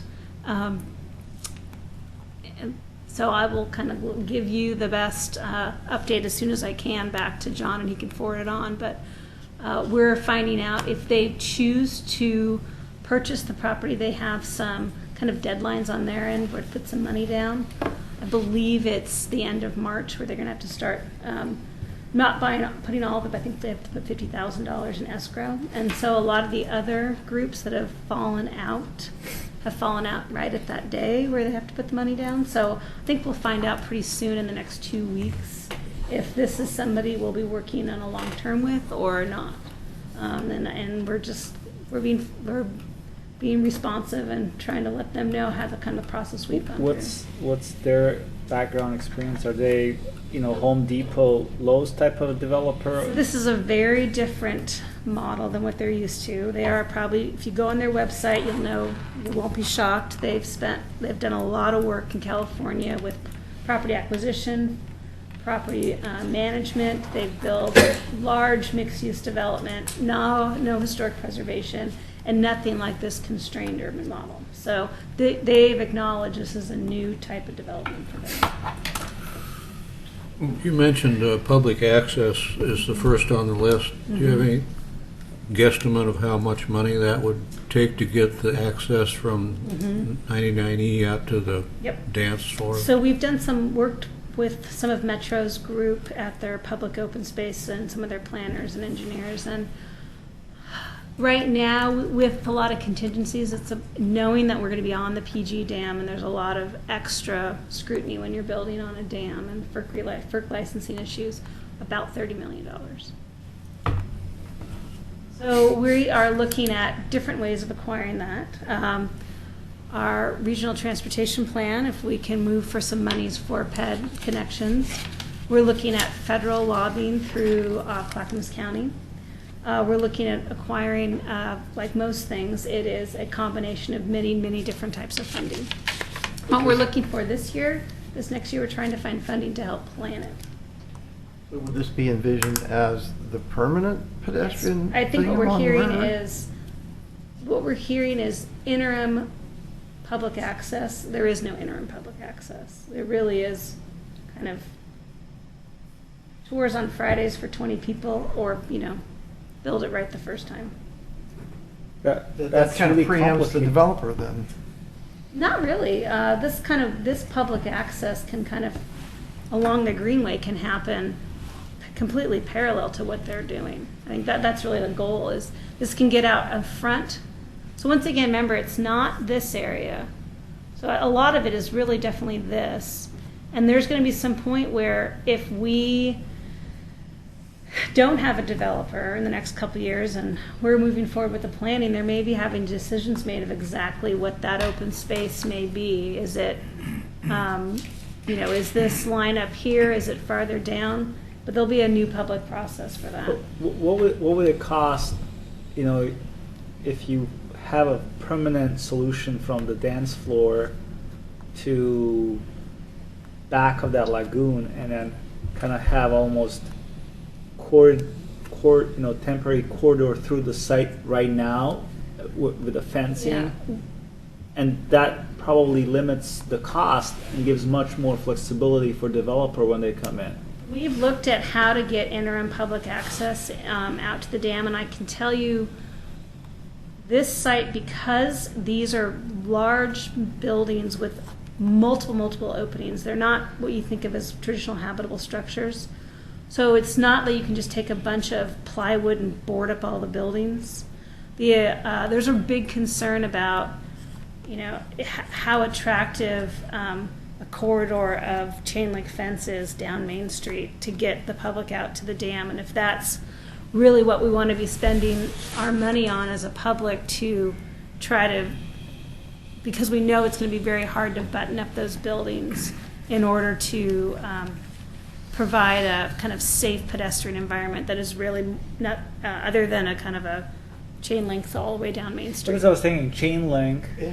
get people down, they can experience the falls, and then once you move forward and you have a developer, then, I mean, I think it would be, I mean, I think it's The other interesting concept would be figure out that pedestrian crossing and, you know, elevator or whatever, and do the PGE walk piece. Yeah. And that would save that whole piece along, you know, all the piece that gets you back out to 99E and the other section of Main Street. that's a great idea too. Yeah, those are all on the table. I mean, we're looking at the planning process next year is going to dial into those details. And you're right, some things you start, when you start a planning process and an option comes a lot more viable, which you didn't think before. I think what we will be working with is groups like the Willamette Falls Heritage Area Coalition to take what are small tours and try to have a lot more guided, robust public tours as we move forward these next couple of years. And it's going to be more than myself. I mean, we're going to have to grow and create a group of docents who can take this on in a community-supported way and provide a lot more public tours on the weekends. So let me just... Is it possible for committee members to get the tail end of this presentation? Absolutely, I can send John a link and he can send it to everybody. We can put it up. That phasing stuff has come in since I last saw it, so that would be useful. Real quickly, okay, that's it. So just to let you know, there's two documents that are going to be moved forward this summer. One is the kind of more wonky land use application that our lovely friend, Mr. Mahoney, will get the pleasure to be diving into the details of. Not a lot of people will look at that land use application, which is not very exciting. A lot of narrative. The second document, which we'll be looking at, is a vision strategy report. That's what we hope all the partners, Metro, Clackamas County, and Oregon City, and somehow the state of Oregon acknowledging. Can I make a suggestion? Double space, not single space. Huh? On these old eyes. Oh, well, our goal with the vision strategy document is to have it be a very beautiful document. This is what the general public's going to look at. This is what we use for lobbying. This is what they'll have the inspirational drawings. This is where we can get into the kind of the bigger financial and economic strategy, where this document, the land use application, will just be looking at what do we need to do to rezone the property from industrial to a new mixed use. Time-wise, I know we're moving late. So what as we move forward in the process, I can come back and coordinate with the TAC as we move to public hearings. And I'm not asking for any resolution or motion tonight, but I do want to kind of track what your concerns or questions are. If you need more information about the MMA, I can get that to John and he can provide it to you. I think it is a very good way for a community to kind of reclaim their urban downtown. We can look at a lot more context-sensitive design. Throughput of the highway is no longer the number one concern. The number one concern is safety, which is, I think, really good. But it really, more importantly, is an acknowledgement that, which I know you've all been working on through the TSP improvements, is we are getting a lot of background traffic through Oregon City in the next 20 years. And that's not going to change with or without this project. So how do we revitalize our downtown, make it safe, encourage pedestrians, encourage bikes, encourage people to visit this site, but know that it's not going to be perfect, and at PM peak there will be congestion. And trying to find a magic solution is going to, I hate to be crass, but it's going to be a rotting mill for 20 years if we can't accept that. Because there is no magic solution. We are going to have to accept additional congestion in the PM peak hours. My suggestion would be to keep our expected response just zeroed in on traffic. I think that would give us more credibility if we start wandering all over the Yeah. place. The planning commission and the city council, excuse me, they've got their hands full with that. But and we put our oar in the water on something that doesn't affect traffic, I think that, I think we'd be much more effective. I'd amend that ever so slightly. We also have walkways and trails under our purview, so. Yeah. That would Yeah, definitely. and the multimodal is important in this multimodal mixed-use area, because it's only But I going to like work. that idea of that second elevator. That intrigues me. I Oh, would, he didn't hear it. You get a beam me up machine. I would By suggest that time, it will be. that the city take on, or Scotty. rework some of the thoughts about providing or working toward a parking structure on this intermediate level for both downtown and this site. Yeah, absolutely. It's in the it's in the urban renewal plan. This area is not an urban renewal, just the admin building is. There is a look.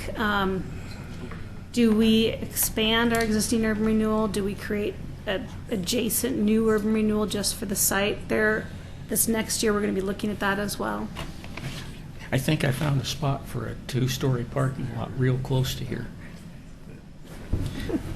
You got the money for We it? need 4 stories. Come on. what are you Well, talking it about? could be built 2 stories and then added on. Well, and that's the hard part, is a lot of times we're realizing interim is really hard. It's either, nothing. We kind of work with what you have, or you go Right. big or go home, as they say. But this is really exciting. I'm excited about it. I think there's a lot of opportunity for pedestrians to come down there. I think it's so expensive, when you say $30 million for how less than a mile of walkways. It's pretty hard to justify sometimes. You'd be surprised how expensive walkways are in the rest of the yeah. state that are elevated like this. Well, what I'm looking for is the pedestrian traffic there, once they get out of the car, is going to revitalize downtown Oregon City, not just on the north, as well as on this site here. And it'll be an attractive site for private investment. But the inevitability of that piece of property going strictly and completely public in order to make it work, because nobody's going to invest in that property. Because you opened up your statement by saying various partnerships, the state, the county, the region, Oregon City. Somebody's going to have to pull the trigger one of these days and buy a chunk of that land to keep that public access protected. Yep, and I think one of the things I'm so happy for is this amazing process we've done this year. We've provided a fantastic vision. We have created a lot of wind behind elected officials' backs, that they have the public support. So I think whatever happens in these next couple months, I'm really proud of the vision we created this year, and I think it's been really helpful to make sure that we don't end up with, something that none of the community wants, because we didn't get out ahead of the game. We've got to. We've got to. So I don't know, John, if you wanted to add anything, transportation-wise, as we move forward. Well, we our partners with ODOT definitely, and they're trying to figure out how to come up with solutions outside of the box, which, that's probably not the model that they're used to working with. So, their focus is typically on movement of traffic, movement of freight. And 99E is a freight corridor, and but I really kind of see Christina's point in that, how can we approve as a community, approve bigger, better Malalas and a bigger, better Canby with, and not acknowledge that Oregon City should be bigger and better as well. So, the solution, I think, there is that those communities look for other alternatives besides the heart of Oregon City, and we just recognize that. Those of us that use that side of town, that's our option, and people love to drive down 99E at 50, 55 miles an hour, they'll come down that hill pretty quick if you watch. And, it probably ought to be a 25 mile an hour, posted 25 mile an hour. There probably ought to be some safety provisions for curve ahead kind of signing and those kind of things that just kind of wake people up. I know ODOT's pretty concerned about Railroad Avenue and how that intersects, right out of the tunnel. People kind of are used to making that quick little move, but so I think there's solutions here. It's just it's going to require something other than just wider lanes and more lanes, and it's going to be things like trying to educate the public, trying to slow them down a little bit, try to move traffic in and out. I mean, we focused all this development planning on one side of it, on really the site. There's some other opportunities on the other side of 99E2 that could be established for structured parking or something. We just don't know how that's going to play out. So it's a tough site to get to sometimes, when you think about it, depending on the number of traffics. But I think we're working through those conversations with Department of Transportation, and they're coming to the table with new ideas, and they're letting us know what their concerns are, which is good. So, but their concern is that Oregon City and people just like yourselves aren't hearing that there may be more congestion and there may be more delays, and so they want to make sure we're being pretty transparent about what we're sharing with you, and so maybe we need to do more of that. Maybe we need to emphasize that a little bit more, because during peak hour, it's clear to me. I think it would be definitely clear to this group that we're going to see more congestion. How many additional vehicles would be generated out of this site For PM peak? Yeah. I don't happen to have the transportation report here. Wasn't it over 700? What was that 700 number that? Probably not for a PM peak. That might have been. I don't. Yeah. I remember a number 700 for. I know that Carl Springer said it, we just about met the 1.1 V over C. We're really close to it.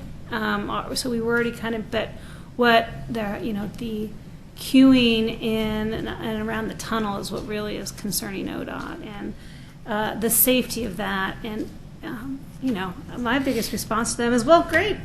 PM peak, we're all stopped. That's totally safe. So, it's some of that discussion of, what is a safety concern and what is a congestion concern disguised as a safety concern, and this is all new for ODOT and definition of what is, with congestion, you can metric that and you either make this number or you don't make that number. And it's really clear and objective.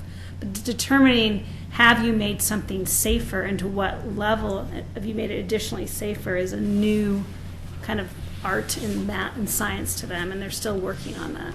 How many people would it take annually to make that site successful? We talk about 100,000 people annually? I think you need to pull back on the visitor and look at how do we develop it for economic development. And this, we looked at a high build-out of about 800,000 square feet of different, when we did our transportation, we needed to give ODOT a number, right? So we had to see what would be kind of a full build-out and what would a full build-out mixed-use ratio be. And, we looked at a certain amount of office, certain amount of retail, a hotel, and a certain amount of residential units. And that came out to be about 800,000. And that's what we did a lot of our trip generation based on. That plus a visitor, I think the key thing to think about with the visitor is, it's kind of like average daily trips, that number is really big, but if you start to spread it out over a weekend or a night, 400,000 people in 1 year is actually not bad. You can really absorb that. And so I kind of a little bit of be wary of that number because, there'll always be that big concert in the summer where we all deal with that big one-day concert, but the average daily absorption for this site, I think, be wary of a little bit of the Chicken Little, because having a good, once again, multimodal approach to how people get down there, and knowing that a lot of the park uses are off-peak. So once again, that office user, how do we make sure that space can be used for the public on nights and weekends? How do we get most out of all the parking spaces on that site? I know when I go to Pearl District, it's always zoo when it comes to. It doesn't matter day, evening, and that. You go there because there are amenities. Yeah. That's what I'm saying. Is like if you have right amenities, some it people may don't. be challenging. Well, it's that great balance. I mean, the great quote of any place worth its salt has a parking problem is I take to heart, because if we have a parking problem, if we have trouble getting all the visitor buses in, I want to have that problem. I mean, I want to have that we're having such economic development that we're going to have to start thinking creatively of how to get people to and from the site. And do we have shuttle buses? Do we work on getting more people parking up in McLaughlin and some of the once again nights and weekend parking lots in the McLaughlin district and walking them there? We can get creative. How do we get people, just like we're finding in downtown, the north end parking spaces on 13th, 14th, and 15th Street are not being used to the level they could, but the parking spaces 2 blocks from Courthouse are. So it's changing people's expectations a little bit. I knew they shouldn't sell those trolleys. Based on what I did with state parks and such, I would say this is like a 30-minute visitor stay strictly as a visitor to look at the natural wonder. Could be. There's also, I mean, the goal is, can you have your retail, do you have Exactly. a hospitality element? It may, but our goal is to take that 30-person stay, get And them to ma- stay 2 hours and go eat lunch. Right, I mean, that's what exactly. you do. You have mixed use and you do that. Exactly. Does anybody else have any questions? Oh, this was great. Okay. Thank you for the Thanks. patience. I think the goal tonight, I'll be working with John. He can give you updates, and we would love at some point as we go through the public hearings process to have a recommendation, support, or comments related to transportation, because I think our planning commission and our city commission would be interested in hearing kind of the views of the TAC. So. Thanks a lot. Hey, John? So Board's report? it's 8 o'clock. Do you want us to go through all this, or would you prefer an email update on these items? Sure, you can have it. Email. Email? Are you okay with that? Yeah. Okay, because there's nothing that pressing here right, Okay. that I, The bridge has already fallen. There's nothing new. yeah. But we got to use that bridge over here, to get the people across. Okay. All right, so we'll, I think the only other thing that is there a time issue associated with the Transportation Advisory Committee annual report? Or have we heard comments? Because this has been in your hands for a while, right? What are we going to do in I- front of the city council? Well, you guys made a few suggestions of edits, and I made those, and so I attached it again. I also attached the administrative policy about how it goes to the city commission, and then I drafted a motion in the staff report. So anyway, I thought that you guys had kind of looked at it, and that I wasn't quite sure what you wanted on under the city commission goals, addressing critical facility needs. That was the only real question I had, because I wasn't sure about input regarding the police station, and I think I was one of the people who made some comments about that, but your heading there says, remain informed on the status of the following critical facilities needs as they relate to transportation. That qualifier, I think. So if one of those projects has no transportation issues, we don't have to spend any time on it. okay. If one of them has complex, then we'll spend time there. I think that's the qualifier. So if you're comfortable with the way it looks right now, then all we need is a motion. And again, I drafted. And I'm looking at the language. Okay. I'll move the language as put in the staff memo. Okay. I second. All right, any discussion? One question. Okay. The actual report itself will be delivered through John's office to the city commission or through the chair? Or? We're going to have to get up in front of John and the chair figure that out. Oh, okay, all right. But when are we, not next month?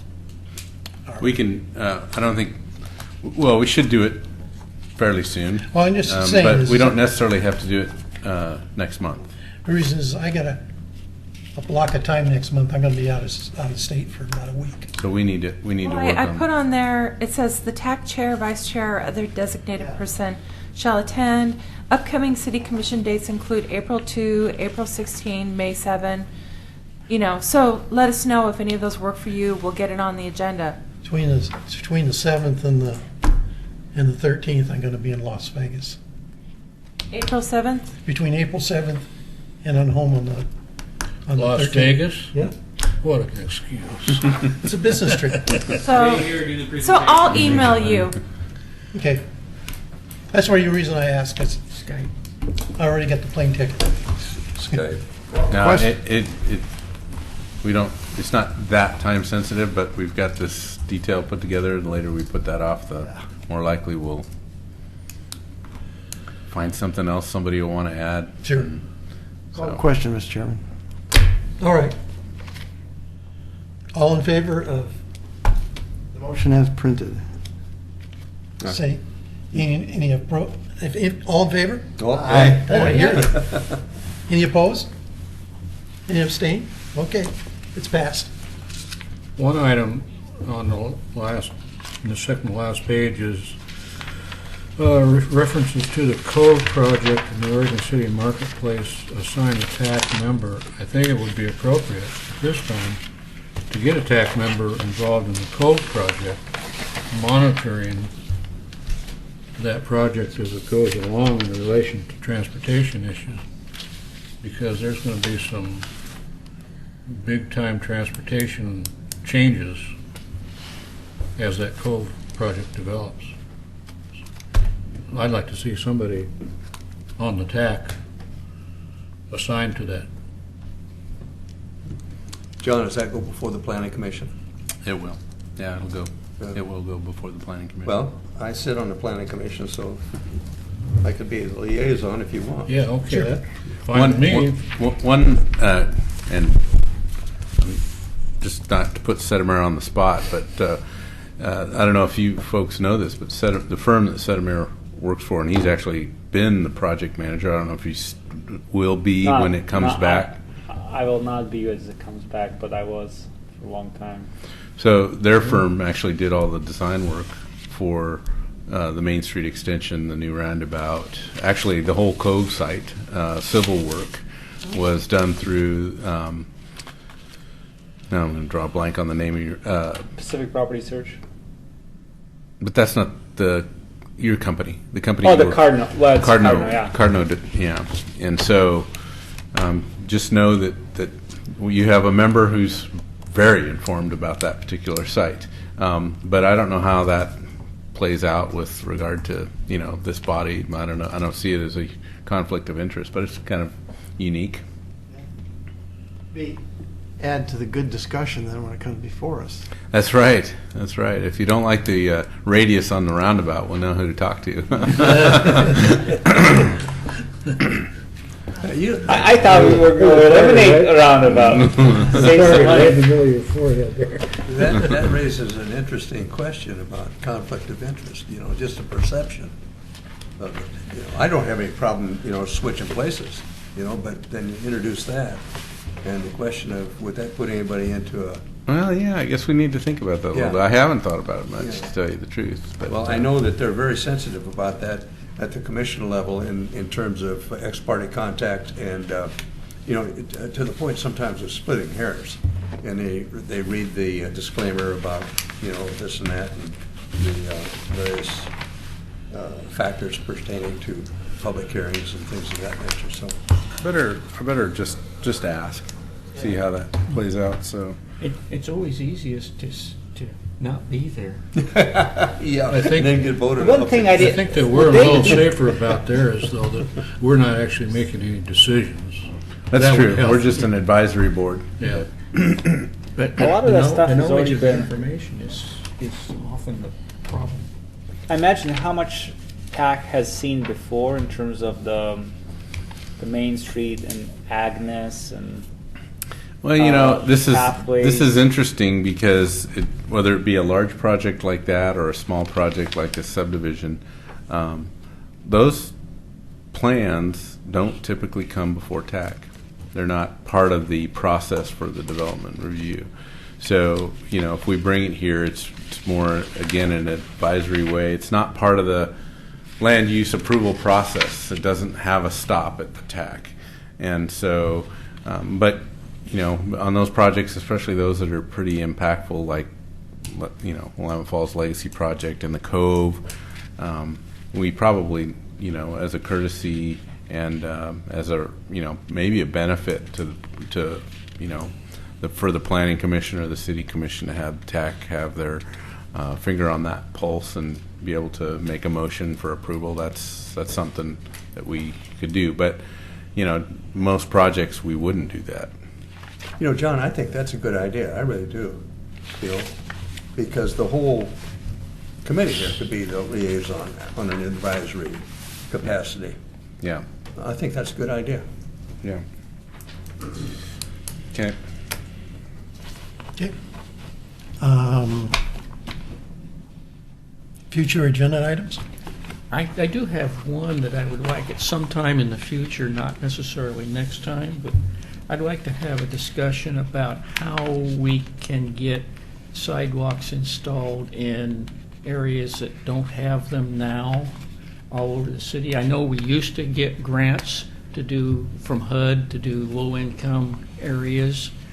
I know there's places like Claremont where we've got established neighborhoods for 30 or 40 years with landscaping and use well into the right-of-way, where putting them in is going to be painful. I also know there's places where we have intersections that have no place for pedestrians to stand while they try to get across them, and places where we have people running and playing and walking in the streets because there's no other place.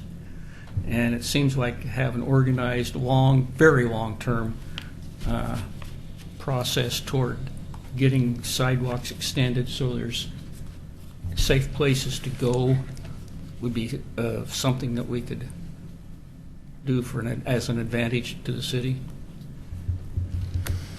Well, I guess I'd start with the and we can talk more about that, I guess, is really where I want to go with it because it's 8 o'clock. But I would say that the transportation system plan is probably that long-range plan that would guide us to that. And it has a lot of sidewalk infill projects. I don't know if you've looked at that, Henry, but it's got quite a bit of that kind of thing in it. So, I have a citizen contacted me, well, this has been mentioned many months ago also, about considering moving the train depot to the Blue Heron site. And the more I think about it, the more scary it is. But I told that citizen I would bring it up for future agenda if it was approved by the rest of the committee. Just as a discussion item. Yeah. Yeah.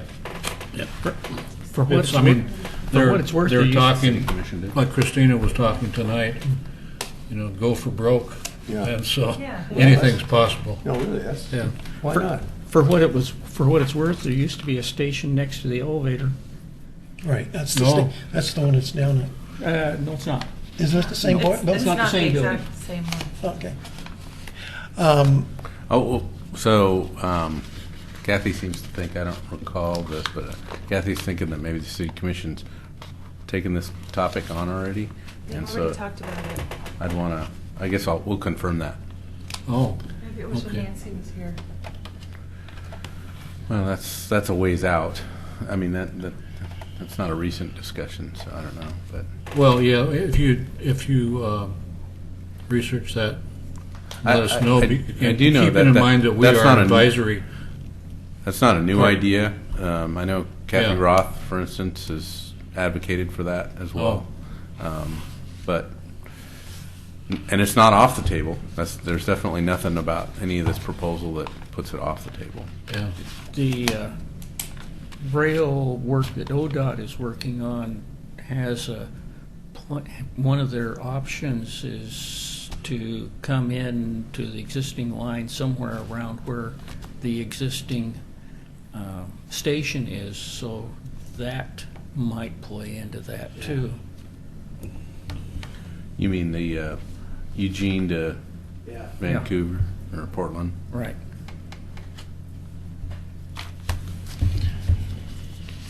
Is there anything about basketball hoops the kids put on the street? Is there an ordinance to keep from them doing it or leaving them up? The code doesn't allow it. Doesn't allow it.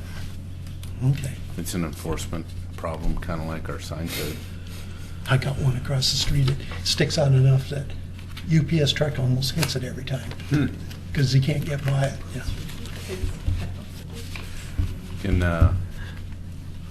You can report it on the. You could report I don't want my neighbor to know it. anonymously. You can do an anonymous. You just said it.